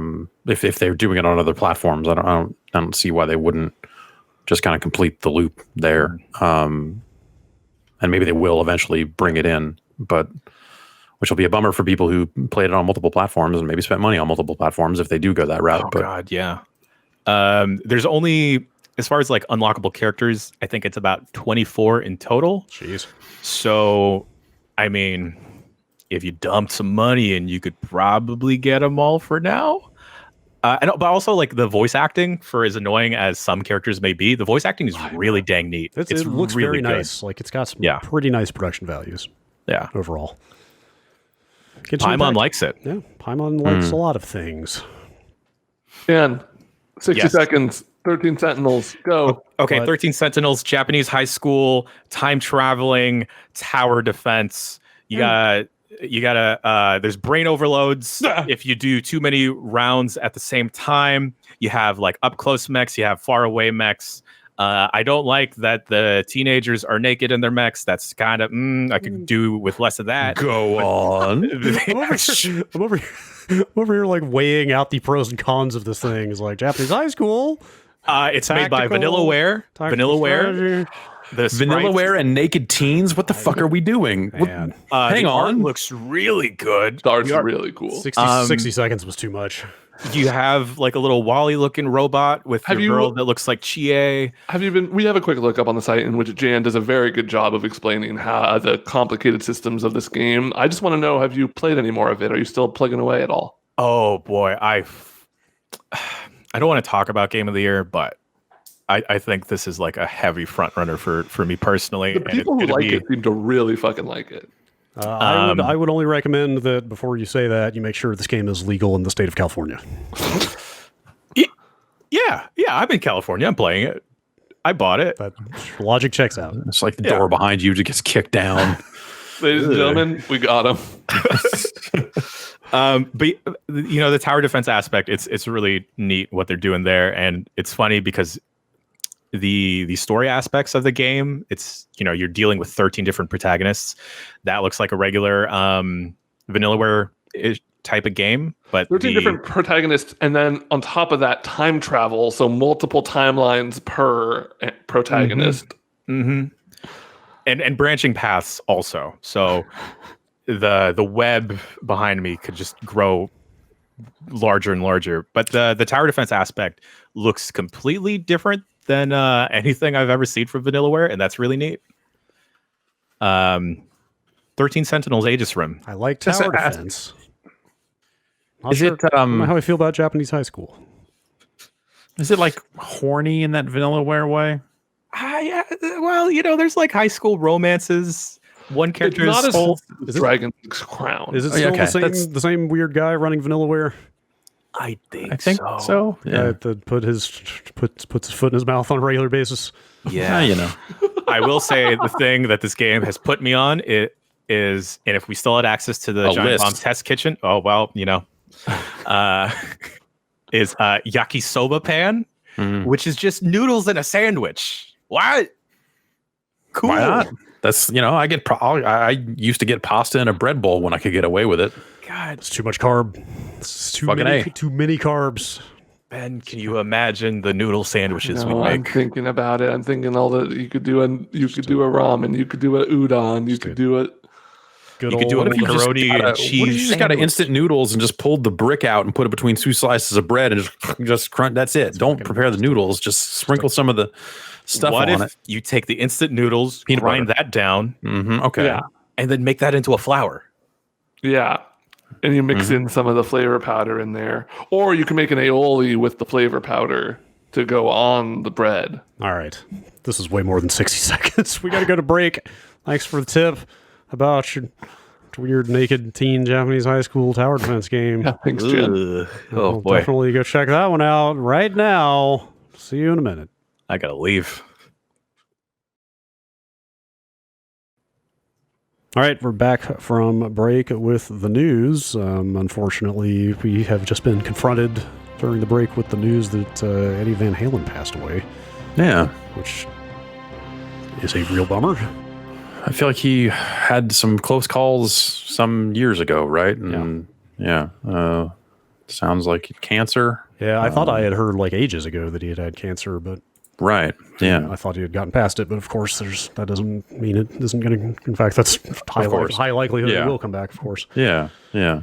I listened to a lot of 2 Van Halen records when I was a kid. That was among the first music I purchased was, I think, 1984 and Van Halen 1. And that's a shame. Hell of a guitarist. Iconic guitarist for sure. Yeah. Iconic guitar as well. Yes. Also that. I saw somebody tweet out that he had the coolest patent drawing in the history of U.S. patents because it's just like, I guess he patented some sort of like the finger and the hammer where you on can hold it like vertically, and it's just a picture of like a really funny cartoon drawing of him playing the guitar. Nice. You could tell me that he patented his fingers, and I would believe you. Yeah, yeah. Somebody just linked it in the chat. Yeah. That is a gigantic bummer. Yeah. Yeah. On that cheery note, let's move into the actual video game news for the week. All right, Jan. I can get 6,480 Genesis crystals for $99.99. Is that a best value? This is not news. I've been playing for like 3-4 days now, and I got like up to 3,000 crystals just from playing. Wow, you're making money. It's like they're paying you to play Genshin Impact. So I'm going to say you should buy that package twice. Got it. Okay, right. Just ensure you get everyone. Okay, all right. Do whatever bullshit you have to do. Send your tier lists to me. I'm going to talk about news here. Yes, hit us with the important news. Right. Sony let some Japanese YouTubers go play the PS5 and like record the footage of the PS5 and also footage off the PS5. Which is a nice way to get some perspective on how goddamn huge the PS5 is. It looked big. That is a sizable hunk of plastic, and this is big. This is a big thing. It's got big wings. It's like a big boy. Yeah, it's a V-necked console somehow. Yes. Oh no! Now that you put that in my head, I don't want to support a V-neck console. The collar has popped the console has popped its collar. That's right. It's got a pop collar. Yeah. The real news out of that story, though. Yes. Japan. Oh, there's a couple of pieces of news. Yeah, I think all that other stuff, bullshit. Sony has decided that America has been right this whole time. Confirm is on X now instead of Circle in Japan. Thank you, Sony, for unifying us together, bringing us all together around the globe. This is the most literally backwards ass shit I have ever seen. I can't believe, look, they just needed to pick one over the other and stick with it. They picked the one. It's like if you looked down and there was a button marked no, but when you push it, it did yes. No, but it's where your thumb is naturally. It's where the thumb naturally lies when you're holding the thing. So you're just mashing the confirm button instead of like moving your finger to deconfirm. I mean, come on. Also, like X sounds like execute. Yeah, and like the circle looks like a 0. So, what do you say to that? Okay, yeah, all right. Now I'm fine with it. Yeah, this is weird. The circle man. is red. Good point out from the chat. The circle is red. Right? Red is no. Red doesn't mean go. Okay. Of course, by that logic, it would be triangle, but that's beside the point. If they wanted to switch both of them to triangle being the default, I'd be in for that too. Right, sure. I'm just happy that there's unity now. Sure. Well, but there's not, though, because that's only true at the system level of the PlayStation 5. Japanese developers are still free to have Circle be confirmed within their games. They wouldn't, though. They'd be mad to do something like that. Oh man! So that was something that was supposed to be. So you could toggle what you wanted. Was that? Was it the PSP that would let you flip it? I want to say the PS4 even has that option as well, but I think that's system wide though, right? So you have to remember that it's that way across everything. Right. I think it was just like, just the process of importing games and having import games on a console. Like some would trust a system level setting to determine and automatically flip to X, and some wouldn't. And so you never knew. And obviously, like Metal Gear is Metal Gear, and Metal Gear was always like "fuck you" at Circle, which I guess I can respect in its own horrible way. But yeah, there was definitely, I want to say, like playing import games on the PSP, it was always like a strange thing of like, is this going to be an X game or a Circle game? And I got pretty good at even navigating that just by virtue of having an import PS2 and playing a lot of Japanese PS1 games. And like, you got pretty nimble at just like translating that on the fly and being able to do both. I on some level, I feel that they should have just unified behind the Japanese method. Let me tell you, when you play, let's say, God Hand once a week, every other week, you might consistently forget which one's which. Yeah, sure. Fair. But what if everything was like that and you never have a problem with God Hand ever again? Well, that's what's happening, right? Yeah. No, because they're making X confirm. Yes. Isn't God Hand Circle confirm? It is, but now if I know it's going to be X, it's going to be X. You know, unless Japanese developers say no, fuck you, the way Kojima did when Metal Gear was coming out, and said you will use Circle for my game. Are you saying that X going to confirm it for you? Yeah, I guess so. Okay. And Nintendo is still using the like right button for confirm, right? Like, yeah. Well, Nintendo's beyond. Yeah, they've gone down a dark road with control stuff. I can't, Yes. those letters are backwards. That's They just invented wrong. him, and then they perfected it on the Super Nintendo, and then they fucked it up. Yeah. Well, no. Anyway, Yes. this is like the most dramatic piece of information to come out of this stuff. Like you can go look at Astrobot and Godfall and stuff and go like, all right, yeah, those are video games. Like, but this to me is the fucking thing that was just like, what? And it's not even something that's going to necessarily affect us. I just think that's a really bizarre choice given the legacy of those buttons and how they are often, how X and O symbols are often used in Japan. It's just did someone lose a coin toss? Or did they, like, what? How does that happen? Or do they just look at it and go like, well, no, we need to unify for America? Like, how did? Is it just because Japan was the only spot in the world where they were doing that, and everywhere else it was X? And do they just go like, fuck it? Probably. I would love to know like the history of this, how it started, like why there was the split to begin with. I think in Japanese culture isn't Circle considered a yes, like a confirm, and like X is what they throw up in front of you when you're trying to take pictures of the girls at TGS. X is like stop, and so that's. That is a cultural thing that exists outside of just the PlayStation there. So that's why it is so weird, is because they're literally going against everything else in culturally where they use those types of symbols. You can see it on the back of, I think, damn near any import GBA game where they'll put like circles and X's and stuff like that about like which platforms it'll run on, whatever it is that they're trying to convey there. Look, this just goes to show that we are all one nation, and that's the PlayStation nation. Wow. Oh, wow. Gotcha. Bringing people together. Yeah, I agree. That is definitely the most dramatic thing out of this thing. But there's also this headline that I got off of Eurogamer from watching some of these behind the scenes videos that put out.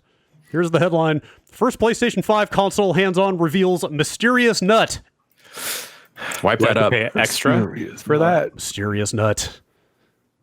Yeah. Look, people are excited about new platforms. Yes, they are going to. Shit happens. They're going to excitedly report every single tiny detail that they find out about these consoles.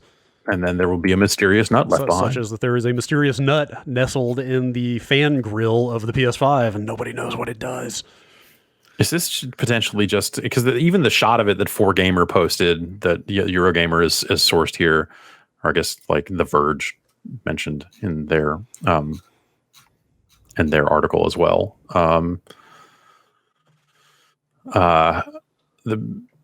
The people are saying maybe this is where you bust it open to insert additional storage. Yes. Yeah. Or to access the SSD or something like that.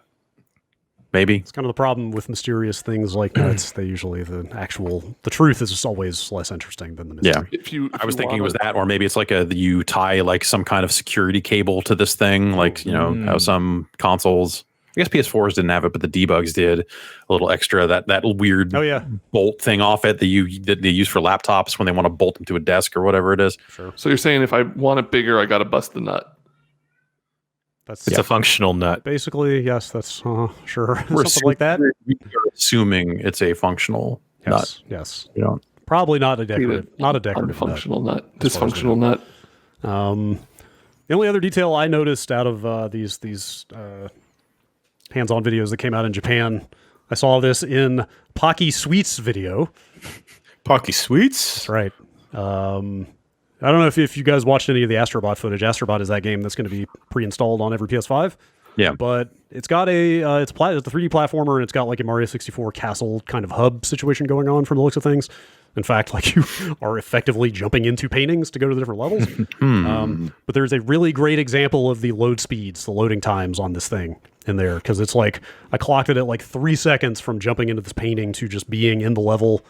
Totally different level. Looks nothing like the kind of hub you just came from. Yeah. And yeah, like it's kind of right there. Like, yeah, the game seems like it has a little bit more to it than the Playroom stuff maybe did on PS4. And so, yeah, it looks like a game. Yeah, hopefully that's cool. It looks like it's got some platformer to it, but like, I feel like they just haven't put out a lot of examples on the PS5 of like, hey, here's what this storage speed means for games, and like this is at least a basic example of, hey, it means not waiting around to get into the level. Yeah, I thought it was interesting. There was something like sweetly nostalgic about getting console news out of Japan first. Yeah. Yes. I feel like, where is Anoop to translate all this stuff on? Right. You know, for IGN or whatever. Yeah, like where we got to track Ike down. Whatever site he was. Yes, exactly. Like we needed. Yes, let's get. Yes. It was kind of cool that they chose to do it this way. Yeah. Or chose to go with that region first. I thought that was kind of neat. Yeah. I agree. So they got the Minecraft in the Smash. Finally. This was something that people have been... If you'd asked me, I would have said that this happened 3 years ago, but apparently it's new. I think we did this. Yeah. We renewed interest in Minecraft. That's right. That's right. Us. It was us and Pig Hell. Mm-hmm. The new hell biomes. Yeah. No, I think this is cool. I mean, this was like the rumor, I want to say around 2019 E3. It was like instead of Banjo, right? Like right. It was before Banjo. There was a lot of buddy tweets about it would be like Phil Spencer tweeting about like, yeah, we love Smash over here at Microsoft and stuff like that. And so everyone was thinking, why not put the guy from maybe the most famous video game of all time in Smash, since they're doing Mario? They're going to wait a minute. They're putting Pac-Man in there? Jeff, we're old. It's not. It's not. Sonic the Hedgehog is going to be. Steve is the biggest. Steve is the new Mario. I don't know. I got some email that was like trying to like carve up Google Trends about what the most popular video game character was of all time, and it said Pac-Man. And I got that email like 2 weeks ago. Oh, it's probably because Pac-Man is now on like a scratch ticket thing. Oh, yeah. Or because Billy Mitchell is now a wrestler. Oh, that too. Yeah. Oh my God, we got 600 emails about that, but we will not be talking about it. Fuck Billy Mitchell. Yeah, I don't know. It was a cool trailer. It was obvious. The whole direct was pretty fun to watch because it was just Sakurai by himself instead of having his like cronies in front of him, like applauding politely when he said something. And then he basically said like, they made me do this. He was just like, I forget his exact wording, but it was very much like they told me to put Steve in the game. But then the trailer itself was cool. There's a lot really, because didn't they also show pictures of like him? Doesn't he play Minecraft? Well, he started playing in January. Dude, look at his fucking world, man. Go to his Twitter and look at the screenshots of his Minecraft world. Sakurai is playing some Minecraft. Some impressive looking stuff in there. There's a lot of love obviously for the character in the design of it. Like it could have just very easily been like, I don't know, you got the sword from Minecraft and you do a bunch of sword stuff with it, but no, there's like actual mining, there's crafting, there's upgrading. You're placing actual blocks down too, right? Yeah, you can place blocks and like just like surround people with blocks and stuff like that. I think it's cool. Yeah, you got all the sounds in there. The stage looks cool for him. Yeah, they should do cooler, weirder stuff with Smash. They should make that game good someday. And putting a character like Minecraft Steve in there can only help. They also finally released what Kirby is going to look like. Minecraft. My favorite thing from this is Block Kirby. Yeah. Still very recognizably Kirby. Yeah. Ben, how would you characterize the reaction from the Smash community? Oh, as a member of the Smash community, I'm not really is that the most offensive thing I could say to a person in 2020? Yes. Yeah, definitely. Ambassador to the Smash community, right? Sure, yes. Okay, that's worse. You found it. That's all right. No, but like I feel like the reaction was like weirdly mixed, and for like, whether it's like the weirdness of the character not kind of falling into like a more traditional archetype and having all this weird block stuff, or it was just like, oh, who the fuck is Minecraft Steve anyway?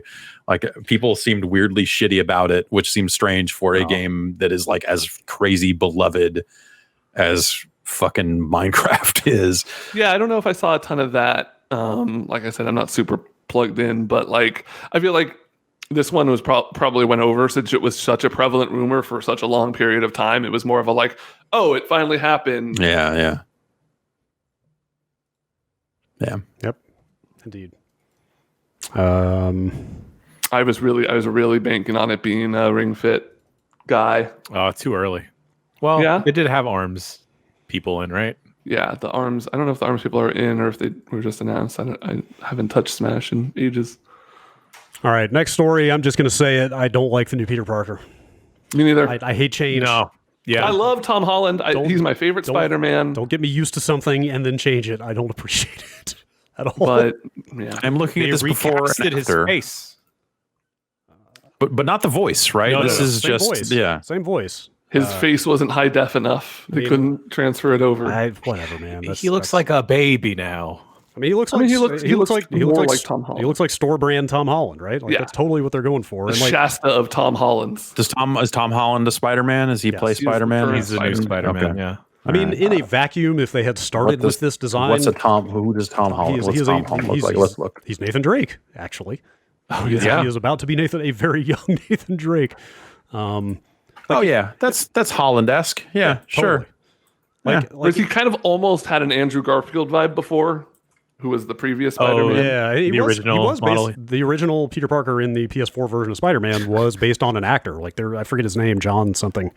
But there is an actor out there who totally got the shaft in this situation. I don't know, like if the original game had shipped with this Tom Holland looking Peter Parker, like you would have been like, yes, of course, they're just going to ape the MCU as hard as they can, right? Yeah, sure. But I feel like an older, like slightly more wise, like a wiser Peter Parker really fit their take on that character in that game. The face agree. fit the voice and the motif and the attitude. He's very much a Peter Parker that has like been Spider-Man for some time and is comfortable as Spider-Man, and like you kind of want a Peter Parker that looks more mid-20s, like a little grown up in that role. Like it starts with him fighting Kingpin, and he's like, "How many fucking times have we done this already?" Right. You know, that kind of like. And like this just I don't know. This new version looks like he's about 15. It just doesn't feel like it fits their take on the character very well. I know they've said that they weren't able necessarily to bring the old version up to date, but do you think at all maybe Marvel was just kind of like, you need to make him look like Tom Holland now because Tom Holland is Spider-Man now? Well, he doesn't look like Tom Holland. He looks like a bootleg Tom Holland at best, and even then, it's just like it's a younger. Because you can't do the actual likeness of Tom Holland because then you have to pay Tom Holland money. But then they say make him more Hollandaise, and there you go. I stole that from chat. Like 80 people said it. But I mean, like Marvel's Avengers game, they don't look like any of the movie Avengers. So. Yeah. I don't know. Maybe they're adapting because of the outcry from that of Thor not looking like the Thor that people are used to. They're like, let's make this Spider-Man look like the baby that is Spider-Man now. Well, they said it was something around the mocap and trying to match that data to a face as they tried to make everything look better, that they were running into problems with whatever data they had that they used on the PS4. And so they needed to kind of recast it to have a closer fitting face to the mocapped voice actor. Yuri Lowenthal, I guess. I don't understand that. I'm not saying that that's not actually true. I'm not saying they're just making an excuse. I am incapable of understanding that from where I'm sitting. But unless they're just saying they feel like his voice, that performance sounds younger, and they wanted a younger looking character to match it. The way they framed it up was more like, hey, as we threw more frames and polygons at this stuff, the data we had or what we used on PS4 wasn't looking as good as it could if we redid it, which almost sounds like when they did it for PS4, they didn't do it with the future in mind or something, So that's, I think, the implication. I don't know that I care. I don't know. It's just, I mean, for me, it's that the writing and the story in that Spider-Man game are way better than I expected them to be, like way better. Yeah. And, it's not the end of the world ultimately, but I guess I just they only made one of those games, and for me that's not enough. I'm not like suddenly attached to how Spider-Man looks. Also, tons of people have played Spider-Man over the years, so it's not like there's one canonical Spider-Man anyway. So I just look at it as like, change Spider-Man. Like, who cares? They change Spider-Mans all the time. Yeah. Chat does point out, why was it just this one character that they changed though? How is it that all the other characters in the game poured over just fine? Because there are a whole lot of face captured character models in that game, and this is the only one they changed. Yeah, like is there just a big difference between the mocapped, the face of the mocapped actor and the face they wanted to use? Is there just the greatest gulf there, delta there that they could not cross without it looking weird? It's a weird situation. I don't know what that situation is, but it's people were they had strong feelings about it on social media, let's say. Yeah. It sounded like people were super shitty about it in a way that's just like, there are a trillion Spider-Man. Like, I don't get mad when it's just like, this isn't the Spider-Man from Electric Company fighting Paste Pot Pete when I was a kid. It'd be different if you released that exact thing and then had a different guy as Spider-Man. It's not like it's a new game. It's the same game. Yes. Right. It's like literally fuck it, man. Game. Like, let me hook up a camera to my PS5 and let me be the Spider-Man. Fucking mocap my fucking face. My ears, I'll take pictures of my ears, map those onto the Spider-Man, and let's do that. Who cares? Like, fuck it, man. Yeah, there are a billion Spider-Mans. Even wasn't the last movie like all about there are a zillion Spider-Men in different worlds on top of this? Like, who the fuck is Spider-Man? Let alone who the fuck is Peter Parker? Let alone like it's a whole other conversation. You're talking about Peter Parker. Give me a Spider-Ham game and we can fucking like then you got something. Actually, John Mulaney voicing a game, I'd be down. I super don't want Spider-Ham. I'm sorry. Let's move on. Need for Speed Hot Pursuit Remastered got confirmed. That's out next month. It is $30. It's on PS4, Xbox, PC, and Switch. It looks like a higher res, higher frame rates version of that game, which is fine because that game is cool. I feel like by default, in some sick way, that will end up being the best Need for Speed game they've shipped in a decade, in a generation. It says Autolog is coming back. They'll be supporting that stuff again. And honestly, that's that. The Hot Pursuit multiplayer was really good. I was literally sitting there going, should I say this or not? That I think the Hot Pursuit multiplayer might be the best car multiplayer I've played, but there's stuff like Burnout Paradise out there. There are like other types of really great car multiplayer as well, but it's up there. They did a really good job at making that kind of pursuit, like cops versus racers. Like, they gave you fun abilities to use. Like, we played a lot of that game when it came out. I don't know if you remember. Like, that was like us and like Gary and Will and all them playing that game. That was a cool game. So it was almost like started to say like an adult Mario Kart or a grown-up Mario Kart, which is not quite what I'm trying to say, but you know what I mean? It's a more serious gentleman's Mario Kart. You know what I mean? Like, it's kind of Mario Carriage. It's kind of a real-world Mario Kart kind of situation of like, you're getting all these power-ups. No, that's coming out in a couple weeks. The real-world Mario Kart. Yes, of course, right. You're right. I don't know. It's cool that they're doing this. I would play more of that multiplayer. It gives them a good stopgap to say, hey, here's a Need for Speed game that people actually liked while we figure out what Need for Speed on the next consoles will be. Yes. Yes. Google announced a new Chromecast that does not support Stadia, which is a strange state of affairs. You can still buy the I forget what they call the kit, the kind of Stadia beginner's kit kind of situation, and get a Chromecast that does support Stadia, but this brand new one, which is called, the official name of this new model is Chromecast with Google TV. Yeah. So I think that's where the difference comes in, is that this is an Android device or like a full-on Android device, as opposed to like the kind of headless kind of Chromecast thing. where like a Chromecast is, like a Chromecast has no interface. You do it all from your phone. You fling all the stuff from your phone, and then some of it runs natively after the fact or whatever. Instead, they're like, oh, now we're going to do one that has an interface, like a proper device instead of the bullshit Chromecast is fucking garbage. That way of doing Chromecast was fucking terrible.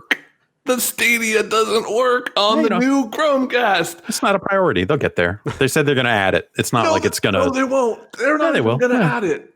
Fuck them. Currently saying next year, although I could have sworn that was supposed to happen this year.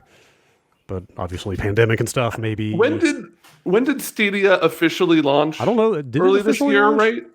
It did, right? Sure, you can go get it right now. You could go buy a Stadia game and play it right now without even being a pro subscriber or whatever. Beta, right?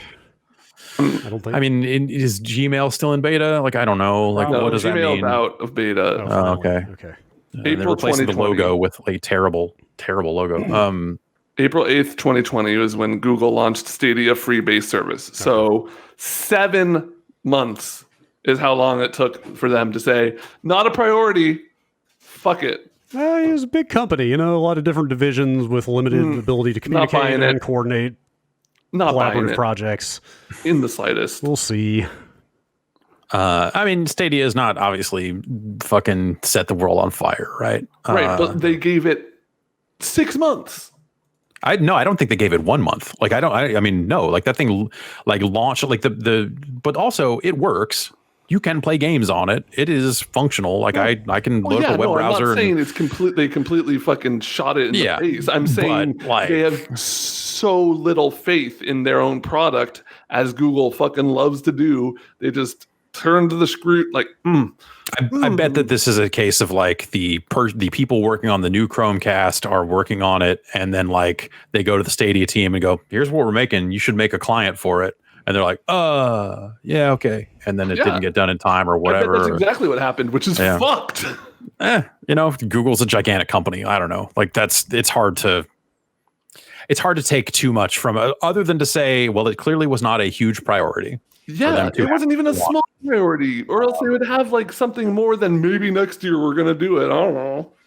I feel like there's a lot of maybes around the Stadia stuff. Like even as like, it is capable of working, but like people don't care. People don't care about that model of you can buy games, but you never really own them because you run them in the cloud. And by the way, these games still have fucking load times. These games still have fucking, issues where like, hey, this doesn't look better than like this is still not the full 4K version, whatever it is. Like the stuff back at launch when they were like, hey, how come this game seems to be running on medium and not high? And all that sort of stuff. They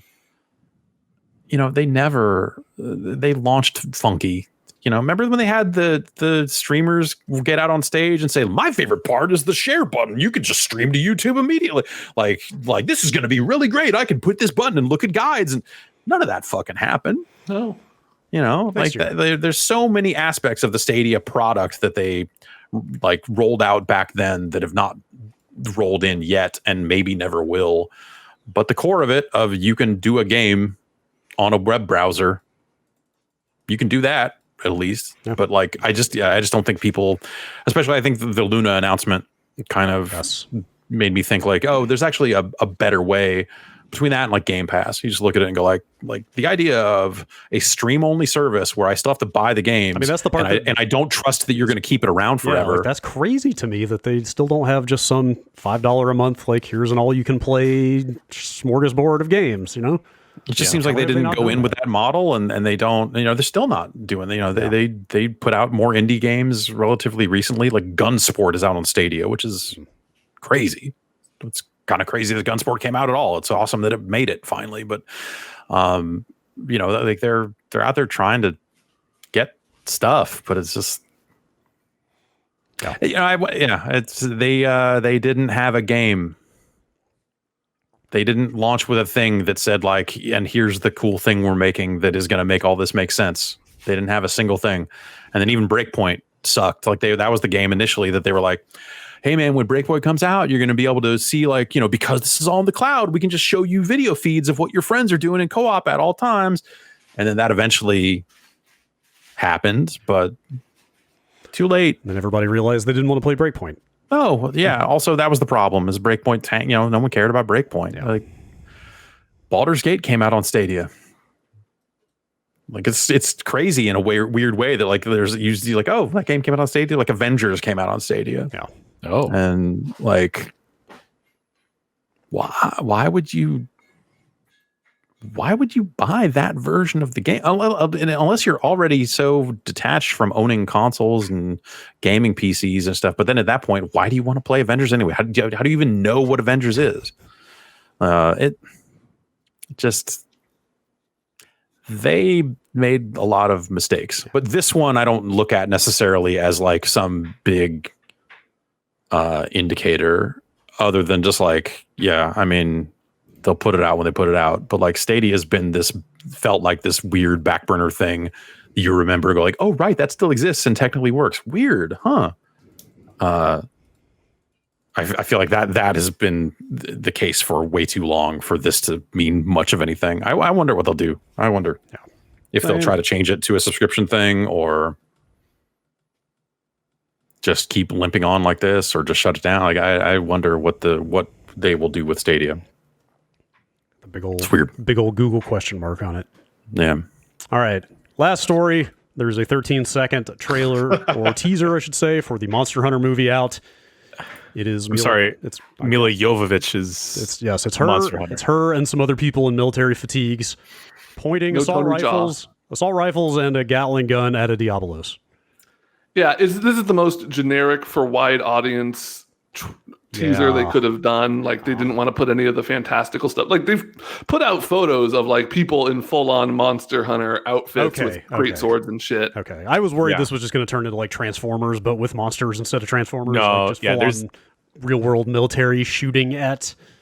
I hope it's not. There's definitely going to be some of that. I hope it's the minority, and the majority of the movie has that fun Monster Hunter shit. Yeah. Hearing that the dumbass armor is in there. There's a picture of Tony Jaa with a great sword. Okay, great. Yeah. That inspires some hope. It doesn't look as big as it should, though. It's the most fantastic.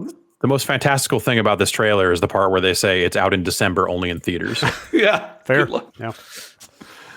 Have fun with that one. Yeah. I don't know. I'm excited. Those Resident Evil movies got real fucking weird and goofy and fun. I rewatched the first Resident Evil movie recently. That movie sucks. That movie's just like boring and nothing happens. Too grounded. Yeah, it's got that one scene that everyone remembers with the laser hallway. Yeah, and that's cool. But then like the rest of it is just like, oh, they're trying too hard to make it kind of like the game, but then like also the whole stuff with this. There's this AI running amok. I don't know. None of that shit does it for me. But the later ones where they're like, fuck it. These movies sell huge in China, so we're just going to do some crazy ass set pieces and call it Resident Evil. That's when I'm on board. Do you think Tony Jaa is going to have any lines other than him grunting like the character in Monster Hunter? He'll go like, ha-ha, and put his sword down and like cross his arms. Is he going to sharpen his sword? Ooh, yeah. Oh, there's got to be a weapon sharpening joke. There's got to be a cooking meat thing where he like fucks it up and he like pulls it out and it's all burnt. How do you think Meow's Killer Chef's going to be in this movie? I hope and pray to God. I hope there's a Palico. I mean, that seems like an easy merchandising opportunity. Yeah, there have to be. Yeah. Well, we'll find out in December in theaters. Yeah, when we all go to the theater to see it. See you there. See you there. Company party. Never go into a movie theater again. Can we all hold hands while we watch it? Yeah, like that's like only in theaters for like a week, right? I thought really share a Scorpion Bowl. There won't be any theaters open by December. Like they will, like the other, what is it? The UK company that owns Regal. Regal, that's what it is. They said fuck it, Bond push back. Like this is, there's no. Yeah, Fast and Furious got pushed back. I almost went to a movie theater over the weekend. I almost did it, but wow, I resisted. To see what? It's not worth it. Anything? You were just like, fuck it, I just have to go somewhere and do something. Yeah, Tenet was showing, and then I was like, I could watch this, but then wound up not doing it. You'd be like the 7th person to legally buy a ticket to see Tenet. Yeah, I'd give a review and stuff, Yeah. All right, that's what we got for news this week. Let's move on to the final leg of the show. Ben, if you please. It's my leg. It's Ben's leg. Oh, great. The last leg is the Females. Back and right back onto WikiFeet. favor us with a handful of B-mails.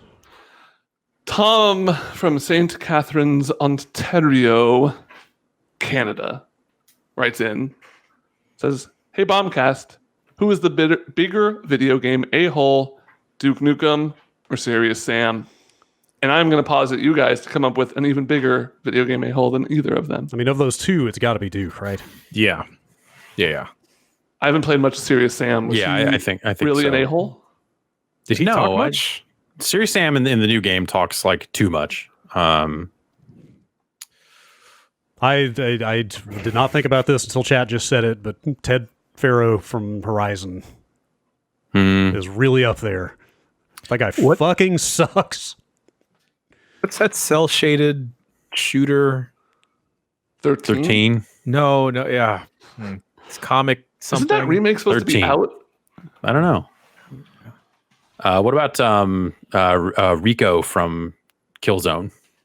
Okay. Guy turns on you. That guy, fuck that guy. Wait, Oh, is Drawn to Gladys into the mix? Drawn to Death. Everyone in Yes, and everyone from involved. Drawn to Death. Everyone from Drawn to Death. Okay.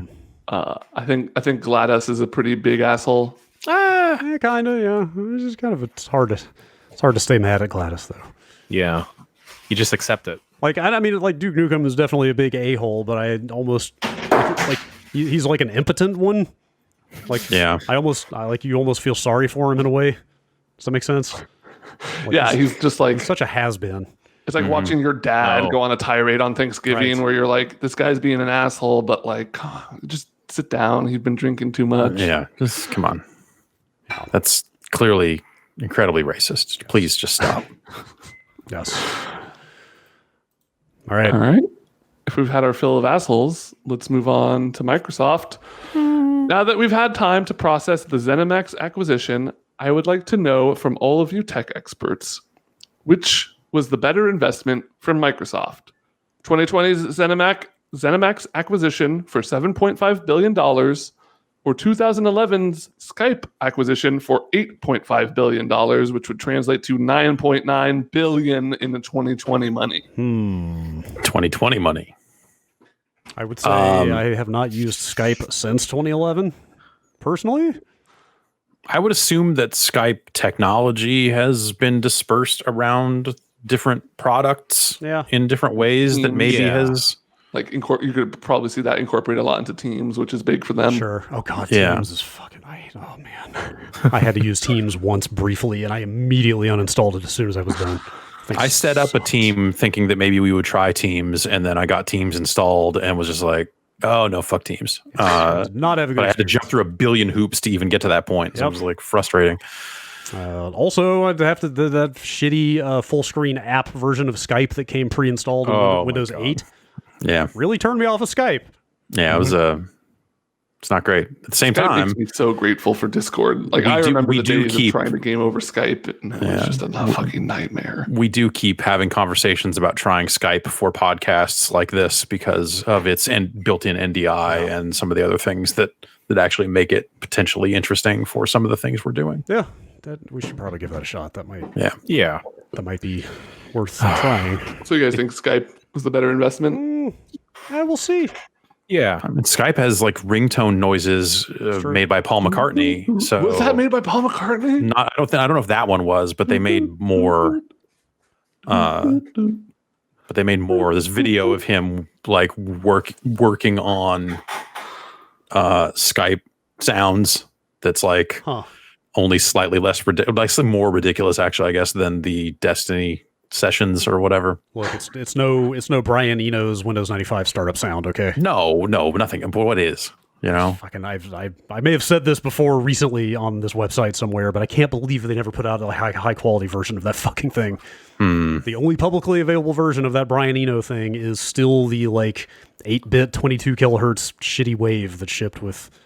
Maybe that was the way he originally intended it to be heard. Oh, okay. I mean, in fact, it almost certainly was. Wow, it's so avant-garde. It's amazing. Wow. Yeah, booting up Windows in airports. Sure. All right, I should have kind of hit this one at the top, but we got a very important email here. This is from the Tourism Board of Old California. Greetings, Bombcast. You have been selected by the Tourism Board of the State of California to break up the state. The goal: break California up into at least 2 new states and up to 4 new states at your discretion. The borders must be connected, so you can't have San Francisco and LA bundled unless your border went the entire length of the coast. How do you break up California? Keep in mind, you will need new state names, new state flags, official bird, and official food, and a state motto. Why do I feel like I'm inadvertently aiding someone's ulterior, someone's ulterior motive or political agenda by answering this question? I mean, is it as simple as you break it in half? Like, what do you guys think? Hmm. I feel like the Bay Area could be its own. You break it out like and then Coalinga. You just draw a line east out of Coalinga and just say there. That's it. Yeah, get rid of Tulare. They can go into SoCal.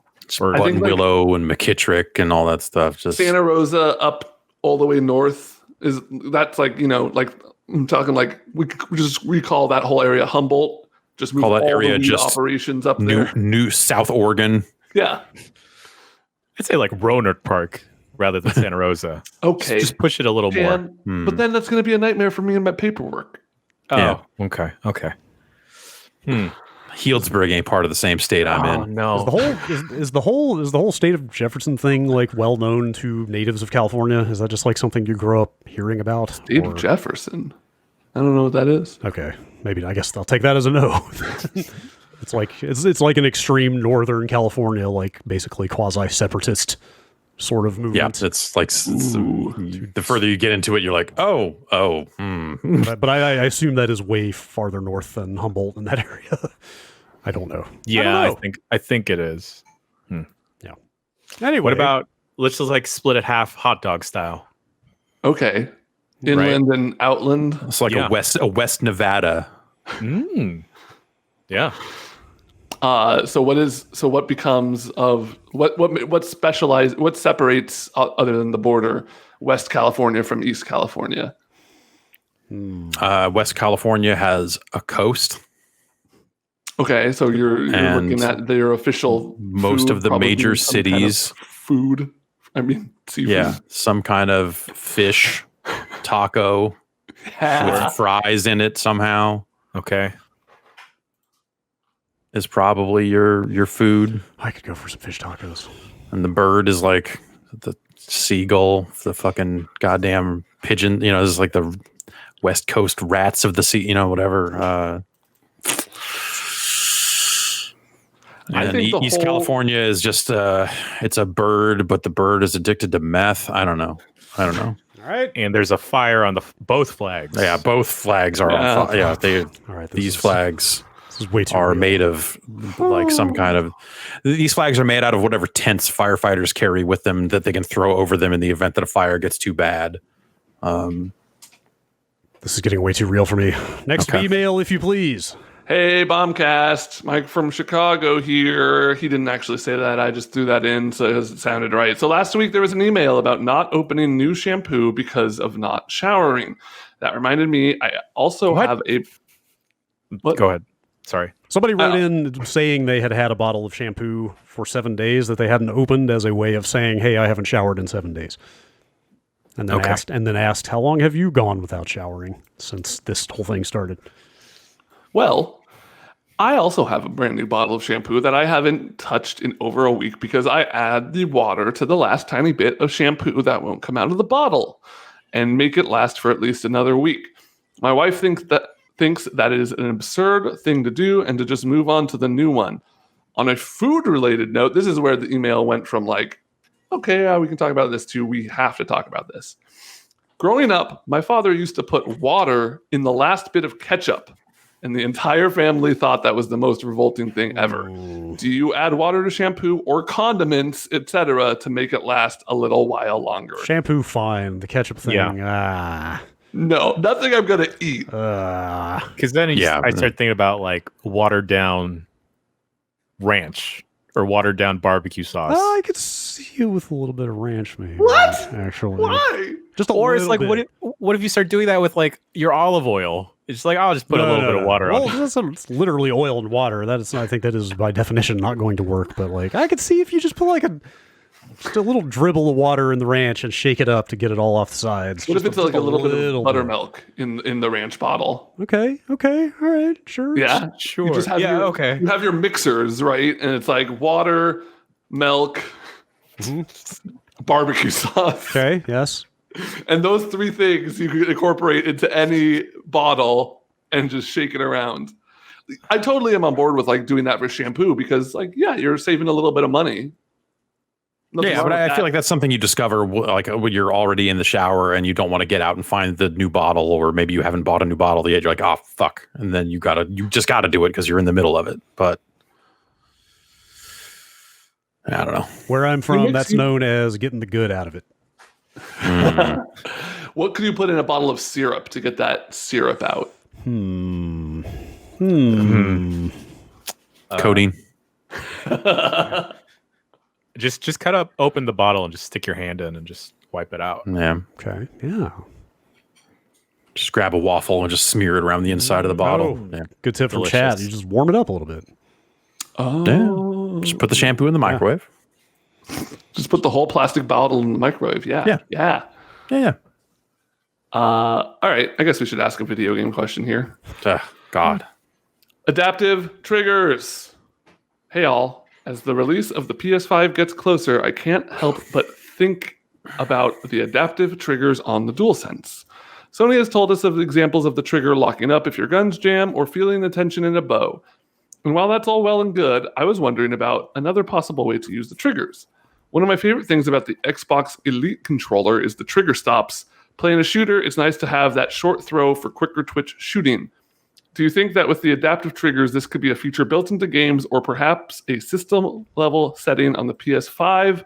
Just wondering what your thoughts were about the triggers in general and what other possibilities we could see from them. Thanks, Matt. I don't know if there's anything in there mechanically to provide actual resistance, because like on the Elite, aren't you literally like, isn't something sliding into place to like literally block? I think the idea is that there is supposed to be resistance there. I thought maybe that's is. with the PS5. I thought that was the pitch for this. Maybe that's you the case. would get resistance of some kind. I wonder how hard it is. Like that sounds like something that you're like, oh, whoops, I broke it because I have strong index, whatever it is. So I'm curious to get my hands on one of those and see what that actually seems like. I think there's something about stuff like that, and it makes me think of that old Microsoft Sidewinder joystick that had force feedback in it, and you could have like the Mech Warrior, like it would rattle around as you're shooting a machine gun or whatever. The little in-store demo, it was like fire a rocket launcher, and it would go shtunk, and it would move, but you could overpower it. It all didn't move that much, and it seemed like something that you were always going to break, and something that like, especially in a multiplayer game where you're the only one using the fancy weird thing, you're like, oh, this actually puts me at a weird disadvantage, or this is kind of a hassle. I kind of almost want to turn this off and not use it because I'll get some kind of advantage there. So I think the line between having an immersive controller thing versus having the controller always be doing the thing you intend it to do as an instrument is a little weird. I think force feedback and the adaptive trigger stuff that they did on, the rumble triggers they did on Xbox and HD rumble on the Switch and all this stuff has never really gotten into that territory of like, oh, this makes the game harder or worse, whatever. And I wonder like that stuff, like as they use more and more of it, it sounds strange. And I wonder how widely it will end up being used, especially by third parties, because I think the rumble triggers on Xbox were not used all that frequently. I feel like it'd be real fun in racing games. Oh, yeah. Yeah. Like maybe You go like over you're like some skidding around, dirt and it gets that little vibration. skidding around a corner. I don't know how. Or they like if convey you can, that. if it can do tension the way a brake pedal is, Yeah. like that that would be cool if you could feel like that in your brakes, or even just like, oh, the brake pedal just dropped to the floor. I have no fucking brakes. Like that. That's kind of neat. Or like a fighting game, maybe you pull it in and like when you hit somebody, that hit kind of stops the thing and you feel a little rumble or something. Maybe in like a climbing game, like in a future Uncharted, or even like a Gang Beasts, like a tactile like grip type of feel. Grow home. You could have something there, almost like a grip meter type situation, where the longer you hold on, the harder it is to hold, and if it is strong enough to actually like push you out of the triggers, like that could be kind of neat. I don't know. That's something I don't know that I've seen any of that in the coverage that just hit. If there's been a lot of discussion about exactly what those triggers are capable of and how strong they are, I guess like that's kind of the thing I want to see or know more about, I guess. All right. Do we want any more? Maybe One more. Shy Guys and Bob-Ombs were in the original Doki Doki Panic. Does that mean they aren't real Mario characters? Also, if Doki Doki Panic was just a dream, how'd they get out into the real world? Grant from Ottawa. I like calling it the real world, first of all. Yeah. The real Mario characters to me. God damn it. I mean, and they've used them in other but Mario games since then. So how did they get out? Aren't they even aren't there Shy Guys in Mario Maker 2?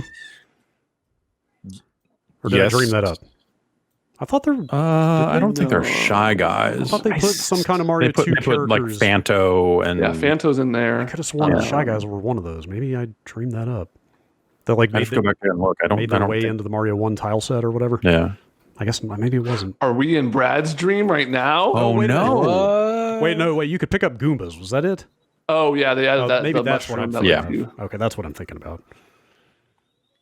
How'd they get out? It's a lot of those characters were in that game before it was a Mario game, so they have origins outside of that universe, but they've also been used in games after Super Mario Brothers 2, which I think kind of, if they weren't before, canonizes them in a sense of just like, these are just Mario characters now. That's right. So that's right. Yeah. All right. Is that it for B-mails? How come we never saw Wart again? How come we never saw Wart? He died in the dream world. And when you die in the dream world, you die in real life. He ate too many turnips. Yeah. And those turnips have also, why faces is on Mario dreaming of being Luigi? He just wants to jump a little higher. Yeah. It's his sick thing that he doesn't like to acknowledge, but it's in there. He's got some weird hang up about his brother. Yeah. What's weird? Dreaming that you're your brother or dreaming that you're your girlfriend? Only in this case, it's brother, because that brother is Luigi. And that's a nightmare. That's not a dream. That is a fair point. Bombcast@giantbomb.com is the email address. Thanks to everybody who wrote in there. I am taking control of this podcast back over in order to say the podcast is over. All right. Get out of here. Oh no, Jan messed up his audio recording. We gotta clap again. Oh no. Yeah, we're really gonna have to talk about that stuff after this. Shall people stay tuned if they're watching live today? Or Let's do it. Okay. All right.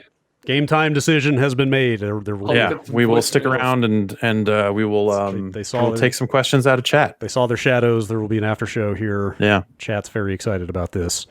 We'll have some stuff later in the week. I didn't mention it because it's still under embargo, but I played Bug Snacks last week. And came out of it with some footage of Bug Snacks. Yummy. Which we will be talking over for a video later this week. We'll record some Genshin Impact. Yeah. Quick look. Yeah. Yep. Yeah, we got some live stream on Friday that I'm fairly excited about as well. And we're starting to think about what the hell a game of the year might be in a situation where we can't really record 30 hours of podcasts and all this other stuff the way we normally would. So, and also new consoles have just come out. Oh yeah, so timing on that, like, do we do that in December? Arguably the big, most important, and longest game of the year has also just come out, and we're all still stuck at home. Right, and who knows what else is going on in the world around then? Yeah, there's a lot of stuff going on. Yeah, so we will figure some stuff out. we're thinking. Yes. Doing some thinking. Yes. A lot of thinking going on. And a lot of after show about to take place. So again, if you're watching live, don't touch that dial. I don't know why I keep wanting to say don't touch that dial recently. There's no Your dial. computer has a dial on it. There's no dial. Well, actually, tune in. This mix amp has like 2 dials on it, I guess. But Okay. Well, don't touch them. All right, I won't. Instead, I will say thank you for listening to this edition of the Giant Bombcast. We'll be back with another one at the same time next week. We'll see you then. Bye.